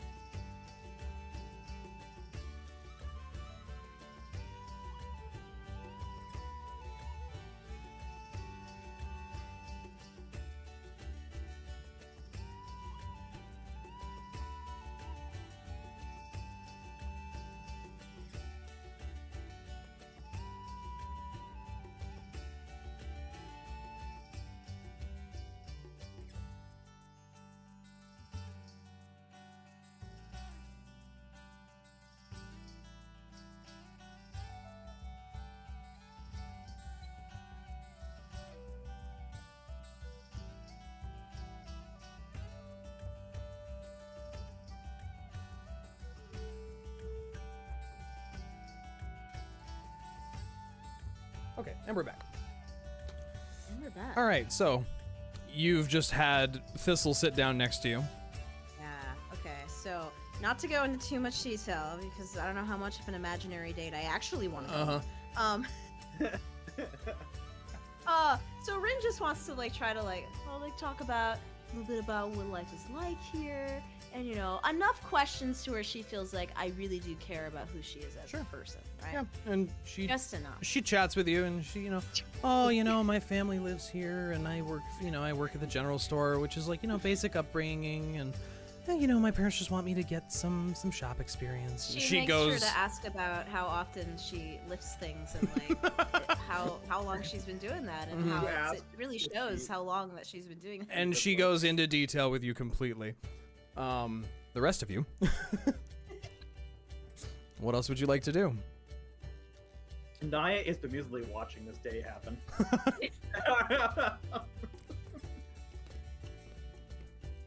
By the way, I should preface this. I do have a goal in this exchange. What is your goal in this exchange? And my goal Do I need to know this? Is to impose on the roommates a little bit. Oh. Wait, what? Never mind. Don't worry about it. We'll find some hay somewhere. Oh my god, so it is a little, you're looking for a fade to black moment right now. Yeah. That's exactly what's Eventually, happening. later into the night, into this wonderful evening we're having. Oh god. Anyway. Okay. Actually, to keep things going, Niah will actually bemusedly turn away from this date happening right behind her to our innkeeper and ask. So it just arrived here, obviously. So can you tell me more about the town? Yeah, sure. So Phandalin's a mainly prospecting and mining town. There's quite a lot in the hills around here. You know, used to be a pretty big city back in the day. There was a big massacre that happened that destroyed the city, and people have been trying to rebuild. There's, you know, we've got an orchard where the cider's produced. We've got, obviously, everything you need. General store, you know, weapons store, you know, pretty much classic sort of frontier place. There is, there's a lady in town. Her name is Sister Garael. She runs a shrine in town to one of the gods. I'm not quite sure which one. So, you know, if you're that kind, she's not a bad one to talk to. She's wonderful. I think I did see her come into town, like, looking really beat up, so I don't know. We'll see. But yeah, other than that, I mean, if you like farms and mining and frontiers, you're in the right place. Unless you got, like, specific questions, I do my best to answer them for you. So tell me about the people in the tavern. In here? Oh, well. Yeah. Let's see, who we got in here? Oh, hey, how's it going there, Edermath? And you do see the general store owner has shown up as well. It kind of points out different individuals, some of them, you know, got a couple farmers, you know, Frida over there in the corner, she's a weaver. Lanar, one of the dwarves there, he's a miner. Definitely one of the heads for some of the expeditions out there. Though he's been in town for a while, I'm not sure why. Usually they're out of town most of the time. Yeah, I don't know. Really, I mean, basic folk. I mean, if you're interested in people, you should go ask them yourself. Just curious. Thank you. Yeah, no problem. I mean, they're all good people. Like, they're just trying to earn an honest day's wage. So, how has life been out here on the frontier? You know, away from the long arm of Neverwinter. Sure. Yeah, I mean, it's nice. You don't have guards, you know, watching everything you do. It doesn't feel as oppressive, and, you know, I was never much one for the city life. I'm actually from Tribor myself. I came here to be a prospector, and, yeah, I sucked at it. So I did what I already knew how to do, which is run an inn, and I had this place built. And yeah, I mean, one of the main reasons people come here so much is because they help build it. It's just a really nice sense of community. All right. If, a lot of people who are drawn out here are usually the types that are looking to be more alone. They're not looking for the cluster of city life, you know? And I was all working just fine until your friends arrived. Yeah, I mean, it still works. It's just, and you do see Trilina, his wife, who is now kind of taking a break from the kitchen, is standing at the edge, kind of sidles up to him, and she goes, well, you don't mention the, and he looks at her and goes, no, I don't want to tell them sad stuff this early, and we don't want to bring down the vibe. And she looks at you and goes, the fact that they've kidnapped people is very concerning. At this point, Niah gets a bit more serious. You see her smile fall away, and her eyes narrow a bit. How many and how long? Well, the only one I know is Fel Drendar, and he's a wood carver. He stood up to them like about 10 days ago. They came by his shop and they were jeering and hitting on his wife. They killed him, and they took his wife and child. And that's They kind of put their foot down on anyone they don't like. So at this point, Niah's eyes just kind of, all cheer has fallen from her face, and you see Niah's eyes as her thin slits. And you do notice she also has Pip, the young boy, kind of hugging against her leg, and she's just kind of messing with his hair. I see. I try and keep Pip here in the tavern and keep him at home where it's safer. So at this point, Niah has kind of finished her meal and turns to the innkeep and asks, could you tell me which room my friend Sildar is staying in? Oh, yeah. If you go up the stairs, there's going to be a couple big rooms on the right side when you go up there. He's in the far front right corner from the stairs when you go up there. Thank you. And Niah just kind of stalks up the stairs. All right. I get to take you to the other half of the map. Which, while she's going off, is there anything else anyone would like to do? I see what you did there. Yeah. Yeah. So you head up here through this door, open. And you can make your way up and to the right in here. And this hallway is nicely furnished. And then I should be able to just... And then you go to the right further. Okay. It's dark. Oh no! Trapped in darkness. Why are you trapped in darkness? What has happened? Darkness imprisoning me. Over that. No, sorry. Why? I'm actually confused as to why your explorable vision isn't coming up. I can see outside the building. Look right there. Permanent darkness. Wait a minute. Oh, you can't? Oh, that's weird. Oh, I know what's going on. Explorable darkness. I need to hide that, but then I need to use permanent darkness reveal that. There we go. There we go. Now you can see things. All right, He was pointing toward. Why is my cursor not working? I'm sorry, I had an ADD moment. So. This one right here. Okay, thank you. All right. Well, I will let everyone else have the spotlight. Yeah, the rest of the, four of you. Rinn's on a date. Right. So at the moment, Thava is just nursing back some ale, sitting kind of quietly next to Synas.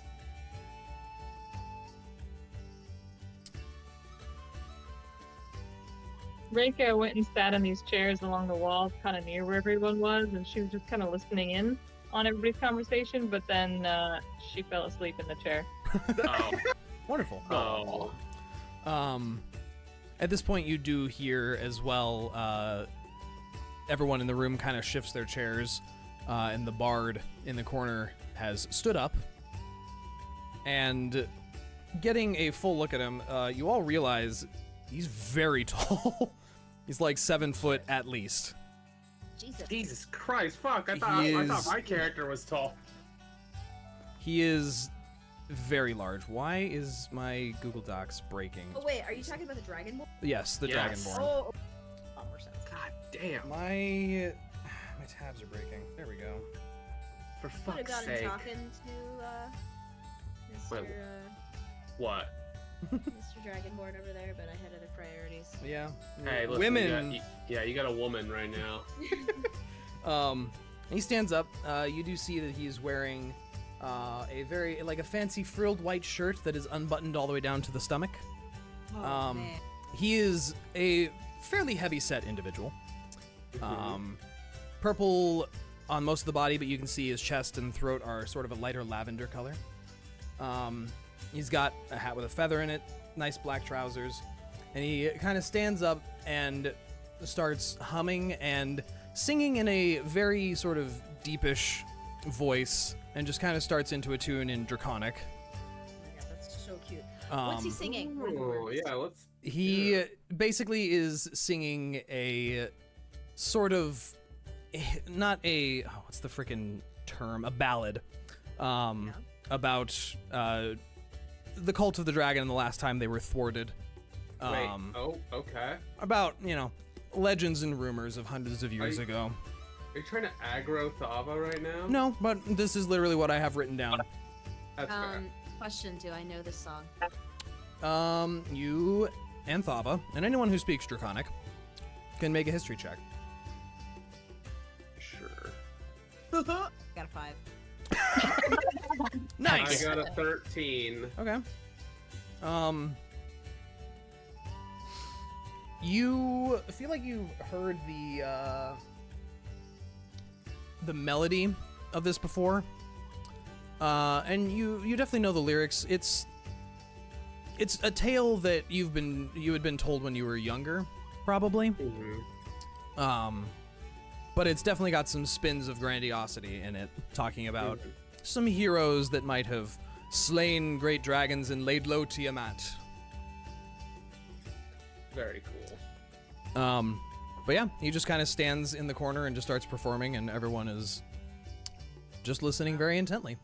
And it's kind of this building ballad. And as he's playing, you do notice that, like, at one stanza, like, he kind of plucks a string a couple times and, like, winces, like, no, that's out of tune. Hold on. And he pulls out this little metal rod, and he goes tapping through his horns and just kind of a doo-doo-doo-doo. And he kind of taps one of those crystal horns with this rod a few times and tunes the string, and then goes back to playing. Sort of seems to be using his horns as a tuning fork of sorts. That's cute. And other than that, yeah, he just is a very cheery sort of performing bard. And after several minutes, he just sits back down and kind of bows a little bit, and one person flings a silver piece towards him, which kind of clatters to the ground, and he just takes his hat off and does his best to do a bit of a bow and before he sits back down. Very nice. I do need to look up something real quick.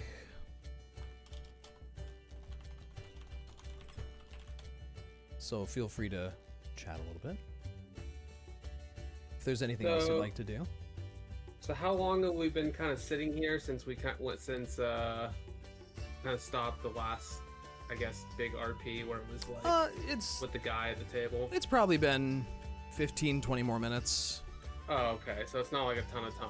Yeah. No, it's just intermittently the bard does perform songs here and Yeah. there.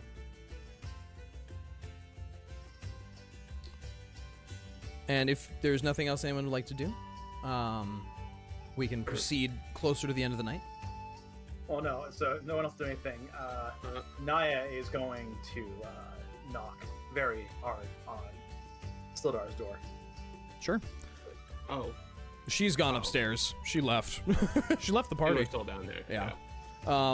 As you knock on the door, you hear sort of a grunt inside, and you hear a, "Who is it?" It's me. Right, can I help you? You need to talk. Yes. All right.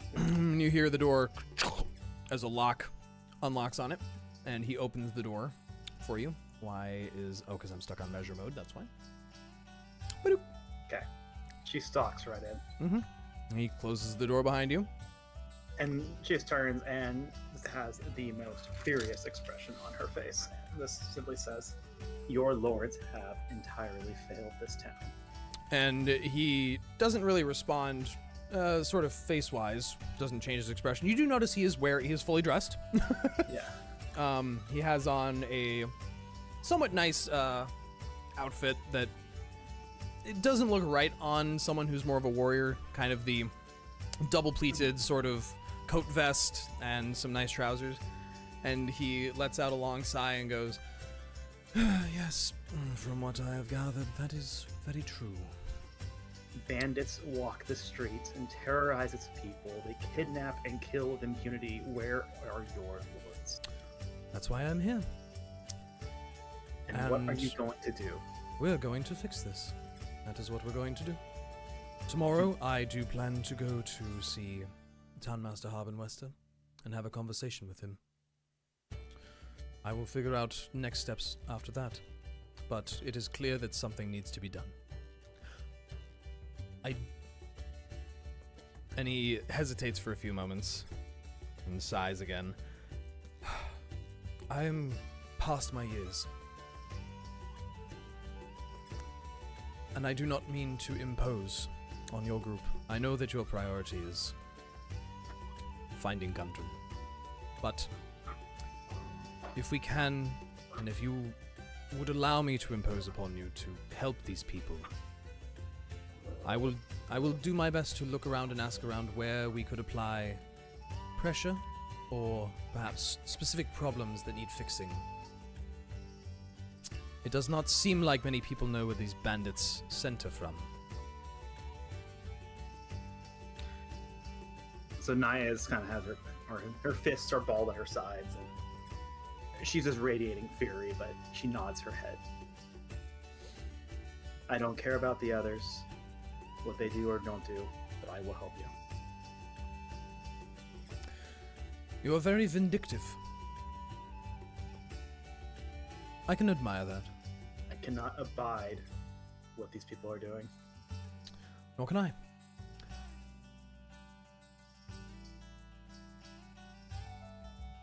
Well then, do what you can, and let me know what you discover. I will be in contact with you.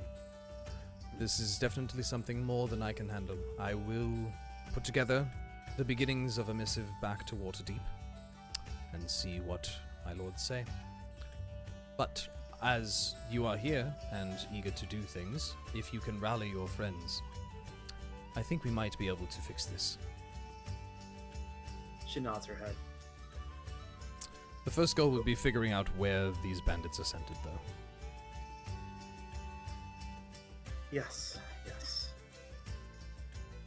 She stares right into his eyes, pinning his gaze. He just looks very tired, but does have an expression of concern. He's very, very much just focused and thinking. And find what you can about Gundren too, where he's been taken. He nods his head quietly and goes, "That is on my list of things to do, yes. Obviously, you all could ask around. I think already some people...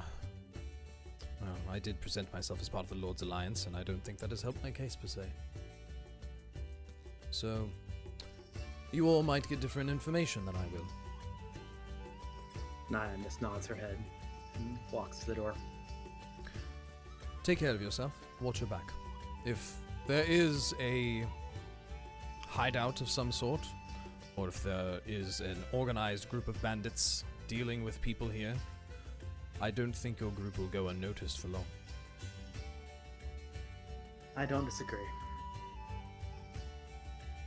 good night and good luck. You as well. She steps out. I can't. The door's locked. Click on the door to open it. You're locked in here with me.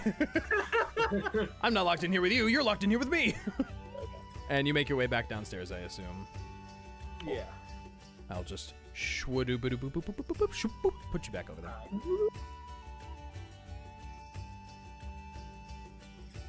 Okay. Anything else anyone would like to do? So the night's dragging on. It's, yeah, the night continues to drag on, and probably a couple hours after yeah. Yeah, that's. Yeah, okay. Bud's still contemplating the rug. What's that? Is Bud still contemplating the rug? Bud, are you still contemplating the rug? Reyka? Oh, Reyka's asleep in a chair. Oh, that's right. I was going to do something. Please do. Okay, go ahead. Yeah. Bud has been like fidgeting in place, like figuring out whether he wants to talk to the purple dragonborn or not. Are and you he watched like the whole? Huh? Are you like staring over at the dragonborn often?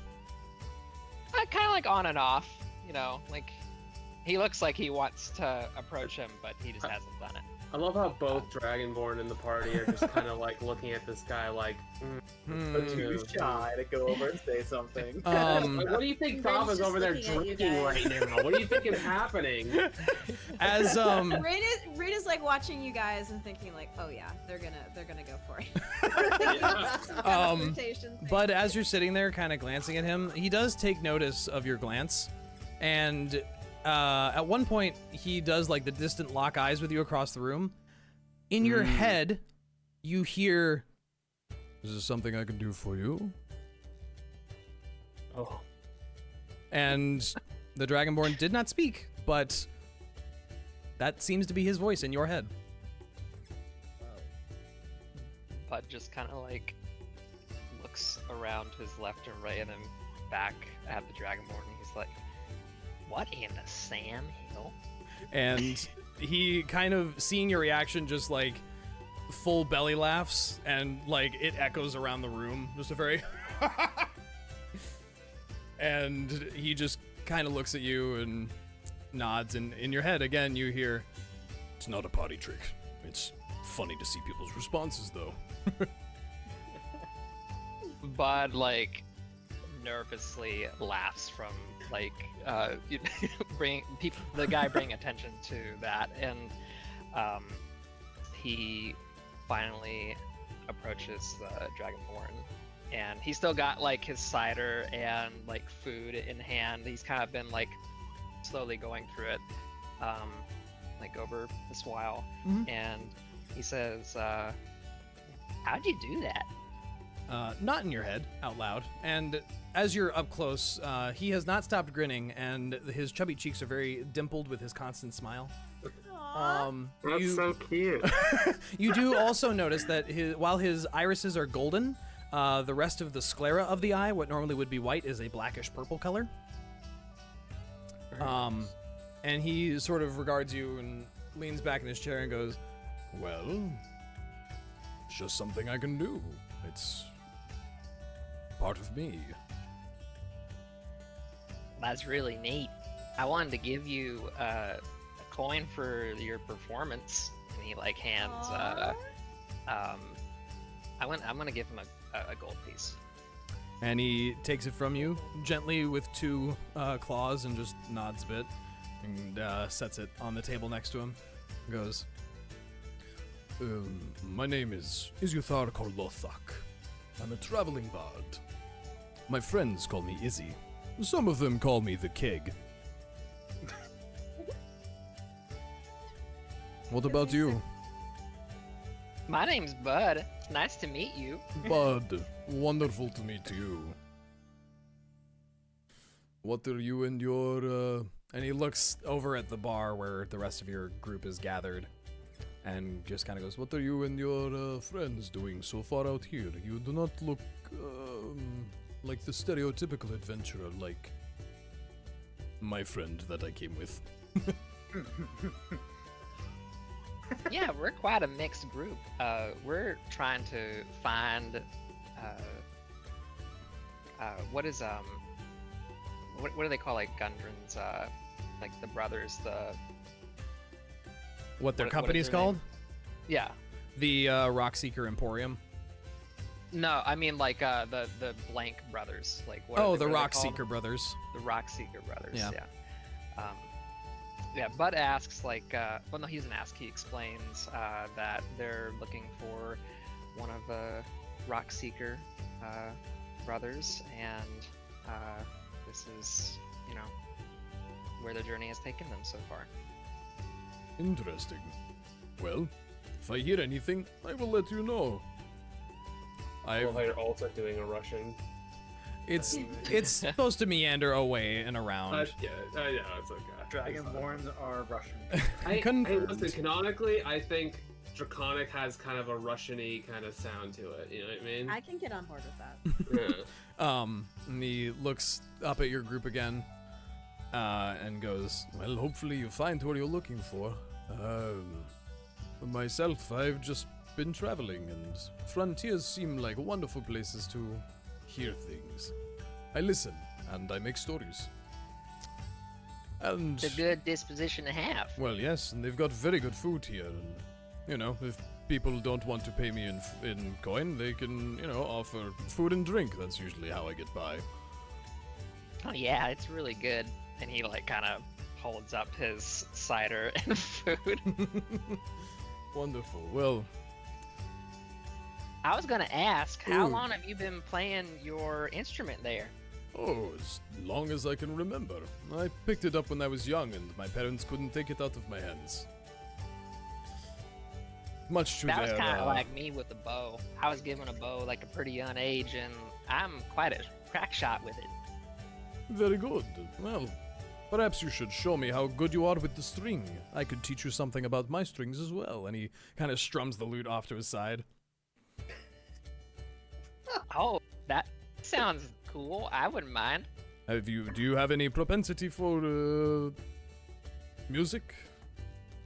Oh, not really. But maybe you could teach me a little something? Maybe. I'll be around for probably a month or two, I imagine. So, if you'll be around, bother me once in a while. Yeah, I'll be sure to do that. Thank you for offering. Of course. Tell your friend she can come talk to me if she's going to keep staring at me as well. Oh my god. Called out. Bud like looks back at Thava and then back at you said Izzy? Wait, is this Yes. his name? She just looks momentarily concerned when both of them look back at her. She's like, what the fuck? And Bud's like, She's been staring too? I didn't mean to. I was just trying to figure out when I want to come talk with you. Oh no, I'm very used I to hope it getting didn't make stared you at. uncomfortable. No. I'm very used to getting stared at. I love people watching. That's kind of part of my whole thing, you know, bard performances. I was gonna say, like, what really caught my attention is your horns. Like, they look really cool. Oh. How do you do that thing with, like, tuning your instrument with those? Oh, well, each of them sort of, and he kind of reaches up and taps at a couple of them, and the shape of them is like helical spirals, and they kind of break in certain points to where now one is like just floating inexplicably in the air. And where a horn, you know, the horn would continue, it's just a gap of air, and then it just keeps going.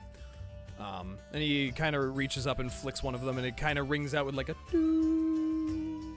Like, part of the reason I became a bard, I am naturally disposed to being very musical. And just so happens I like tuning my lute to whatever the key happens to be. How'd you do that to your horns, though? Did that hurt? What, the like broken? No, they just do that. Every once in a while, if something breaks, and you've never met a crystal dragonborn, have you? No, I haven't met too many Dragonborn. Thava's one of the only ones I know kind of well, but no, I haven't met too many in my lifetime. Well, just as some of you might have different horn shapes or, you know, oddities about you, we have oddities too. Mine just happens to be musical horns. And, well, they float as well. There's secrets to that. And he kind of gives you a wink. I'm sure there are. Jrain, I just want to mention real quickly, it's hilarious. You're basically asking him a bunch of questions I kind of want to know the answer to anyway. So it's like, you kind of... Well, thanks for talking with me. I can go get Thava now if you want me to. Oh, fuck. Absolutely, Oh, I love big- speaking to friendly people. Oh, it's big Oh, girl. yeah, Dragon right. Mom's so shy. Okay, great. Uh, He like she just kind of looks up and she kind of like straightens her back. She's a little he's bit like wide-eyed at that. wildly swinging his arm in the air, and he's like, "Izzy wants to talk to you." Oh god, she just kind of looks embarrassed, like puts her hand over her fucking forehead or something, whatever you want to call it. And Izithar is just laughing. Yeah, so I have a question for you. Yeah. How many drinks do you think it would take Thava to like feel like a little buzzed, like not drunk, but just enough to like take maybe some of the edge off or something? What's your How many constitution? drinks would it take for Thava to go talk to that dragonborn? How what's your Um, constitution score? 16. Probably a fair amount, but You can also have me if you need make me to roll a. I was for it, gonna say know make a people. constitution save for me real quick. Okay, let's see. Since you've been slugging them. Oh god, a 5. Yeah, you're definitely feeling it. Oh god, fucking Christ. You're a little buzzy. You're a little buzzy, okay. Yeah. It's pleasant. It's not like the point where you're like inebriated per se. I was or- asking more about like how many it took so I can have You're like probably getting there. Like okay, don't, you, we don't have to worry about it. yeah, no, you're probably getting there. Alright, so there's just the various like empty ale things next to her, unless the bartender is like, you know, picked them up or not. Oh yeah, no, he But she- clears them off as you go, but She kind of moves to stand up and looks at Synas and goes, could you do me a favor and look after my chest here for a little bit? I'll be right back. You know, I think I can manage that. Thanks, Have fun. Thanks, Synas. Yeah. Wyld, did you just think something and then blame me? Yes. Wait. You put the thing thought in my head. I didn't say anything. This you time. guys are. God, you're terrible. Nothing. Wait, Continue. what? Continue. Okay, all right. Just keep going. It's fine. Bud is waving like he's kind of getting confused at this point. Like, are you coming or not? Okay, Thava just kind of like walks past Bud and heads on over to the bard. And he kind of leans back in his chair and crosses his arms behind his head and just grins and is like, you know, if you wanted me to, you know, if you wanted to talk, you didn't have to stare so much. I apologize. I haven't seen many of my kind these days. Bud's the only one I've run into in a while, so it's interesting. I don't think I've ever met a gem dragonborn before. Well, it is wonderful to meet you. And Thava. Just Thava. you can call me Izuthar or Izzy, whatever you like. Sure, of course. Do you want to sit and talk or drink or what do you, I suppose I could sit down, you know, for a little bit. Sure. And he just kind of nudges the chair out, like it's like a couple feet away from him with his tail, and just slides it back. And Or whatever In it's worth. in your head, you're going to hear his voice just go, I have never seen someone with so brilliant of eyes. That is abnormal. She kind of just her expression kind of changes a little bit to more like almost like concern, and she just kind of goes, yes, I suppose they're a little unusual. Don't mean to put you off, it's just different. No, it's okay. I appreciate it. Yeah, She kind of looks up at his like floating horns and all that stuff. You know, your horns, they look very nice. Thank you very much. I do polish them very often. Sure he does. Oh my god. Rhos, this is not a dirty thing. It's not. Good lord. Are you the Laura Bailey of this group? Is that what's happening right now? This is Rinn's inner dialogue. She's watching all, and she's convinced that more than one person's gonna get lucky tonight. Oh my god. So the bard shares much of what he said to Bud, similarly. Okay, about like his past and stuff. Okay. And if there's anything specific you want to ask him, feel free. Otherwise, You oh okay. Let me think for a minute. You know, you sing about the cult and all that, and I heard you were buddies with that monster hunter back there. You helping him look for dragons or something? yeah, Jaddy. Good old guy. He's very intense. He's fun when you get some alcohol in him, honestly, but he's pretty intense otherwise. I've been traveling with him for a few weeks now. He came out here seeking information, dragons, and I, as a bard, deal greatly in information, so we kind of just fit together nicely. Really, no. She kind of just leans on the table a little bit.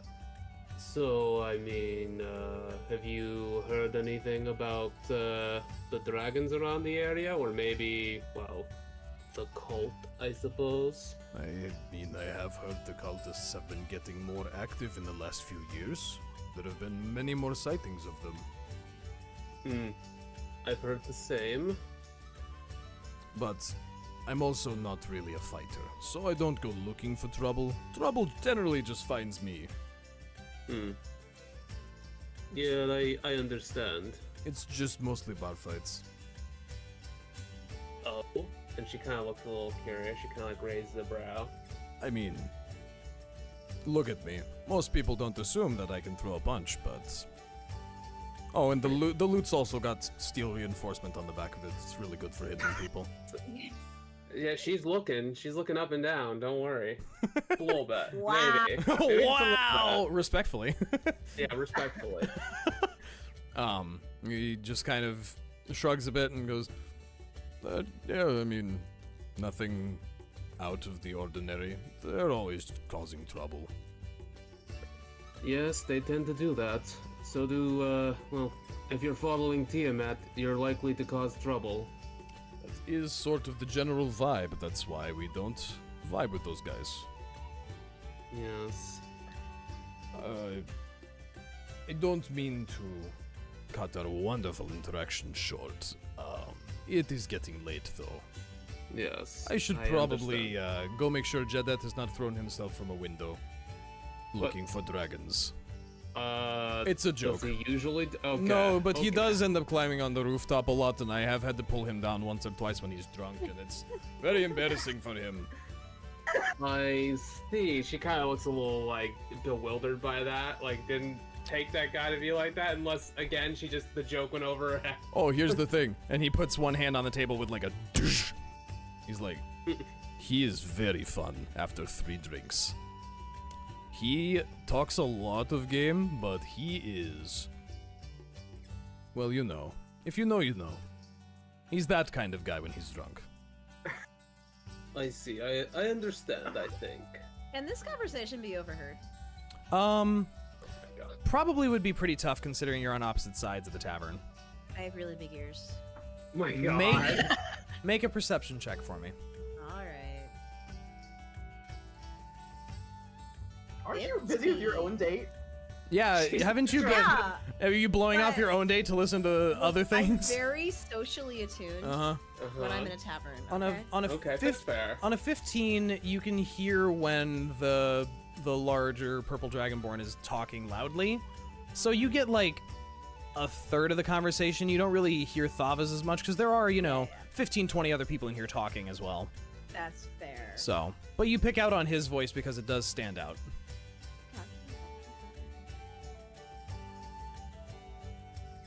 And he stands up fully and gives you a very friendly grin and pats you on the shoulder and kind of squeezes past you and heads for the door after picking up his loot with his tail. Yes, see you around, I suppose. Oh, trust me. I'm hard to miss. And he gives you a little wave as he heads for the door. Yeah, she kind of just looks, I don't know. She's kind of like beside herself a little bit in a way. Just kind of sitting there staring at you leaves. Thava and tugs on like her sleeve. What? Oh, hey, bud. Hi. How talking with Izzy go? It went all right. You know, I was just curious because I haven't seen very many Gem Dragonborn before. Oh, he's the only one I've seen, but you know. He's the only one I've seen too. You come across as not seeing very many Dragonborn. What's up with that? Oh, well, I mean, I lived out like on Tribord Trail, and I grew up with human parents. So I've seen like a couple Dragonborn like come stay in our house over the years, but I haven't really traveled much. So it's just been me, my mom, and pa. Thava just kind of looks surprised at that. You mean you didn't have a clan? You did? Nope. Huh. I'm sorry to hear that. Just kind of surprising is all. I haven't met very many. Well, I don't think I've ever met another Dragonborn who wasn't a part of one of the clans. But huh. I got my own clan. My mom and pa are more than enough. I love them. Well, I'm glad that you do have somebody, I suppose. Alright, I like how Bud offsets the amount of, like, dirty jokes. Look at his innocent energy. Yeah. Yes. The night continues on, and Like, as I hope you and Izzy can become good friends. She kind of just looks okay. That kind of gets like flusters her a little bit, and she's like, yeah, thanks, bud. You're welcome. As the evening proceeds on, people come and go. Eventually, probably around 9-10 p.m., several people have left and the place begins to empty out. If there's nothing else you'd like to do, Toblin kind of eventually mentions, oh yeah, by the way, if you guys need to clean up or anything, I do see you've got some dried blood on you guys still. There is a pretty nice bathing area in the back. That's right. We So- did have blood all over us. Jesus Christ. Some of you guys do. Yeah, some people never got. Thava definitely has blood all over. Yeah. I'm just covered in ashes. I guess. Yeah, I guess. Soot. Just kind of dusty.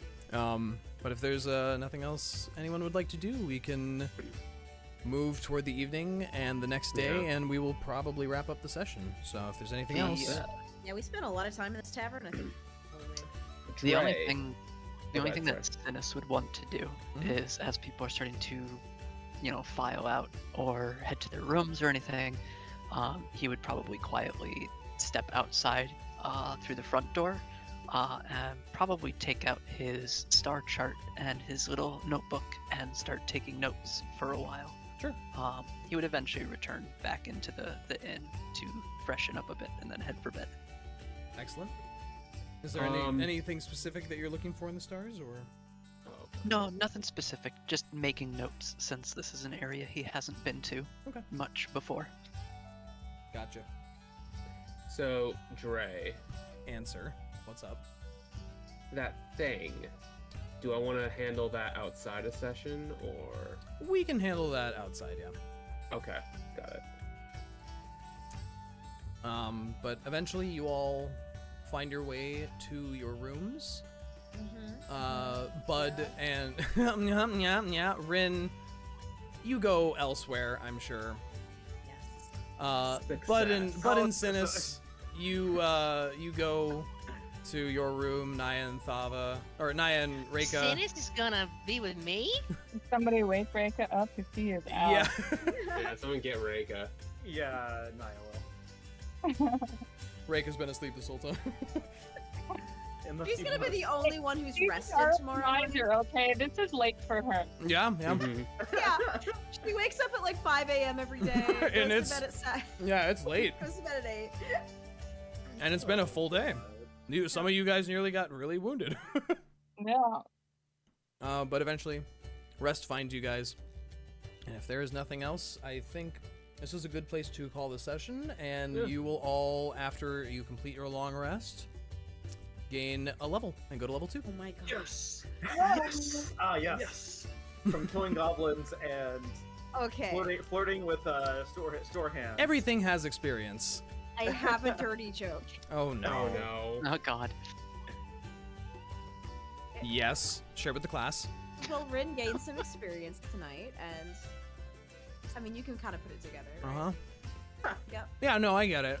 I just wanted you to my say it. God. You know how in an MMORPG how like, you gain a level and you just kind of like glow and it's like ping? Uh huh. Yeah. Yeah. That's what it was like. Ren walks into the back and it's like the Oh God of War, God. like flaming Yeah. circle. Oh my god. Amazing. Not flames. I'll say it. Oh. Did you get rested XP, Rhos? Did you? There wasn't much resting to be done. Oh, okay. But yes, we'll end the session there. We'll handle level up stuff right after we Okay. close off here. But yeah, thanks for playing, guys. I know it was, Yeah, it was a awesome. mainly roleplay section, Yeah. but that's fun. You That's can't great. love that. Exactly. I love that shit. And we can begin with how you're going to start handling this town and what there is to do around here next time. On Alright. Dorks in Dorks in Danger. danger. Dorks in danger. Dorks in Danger! Thanks for hanging out, everyone.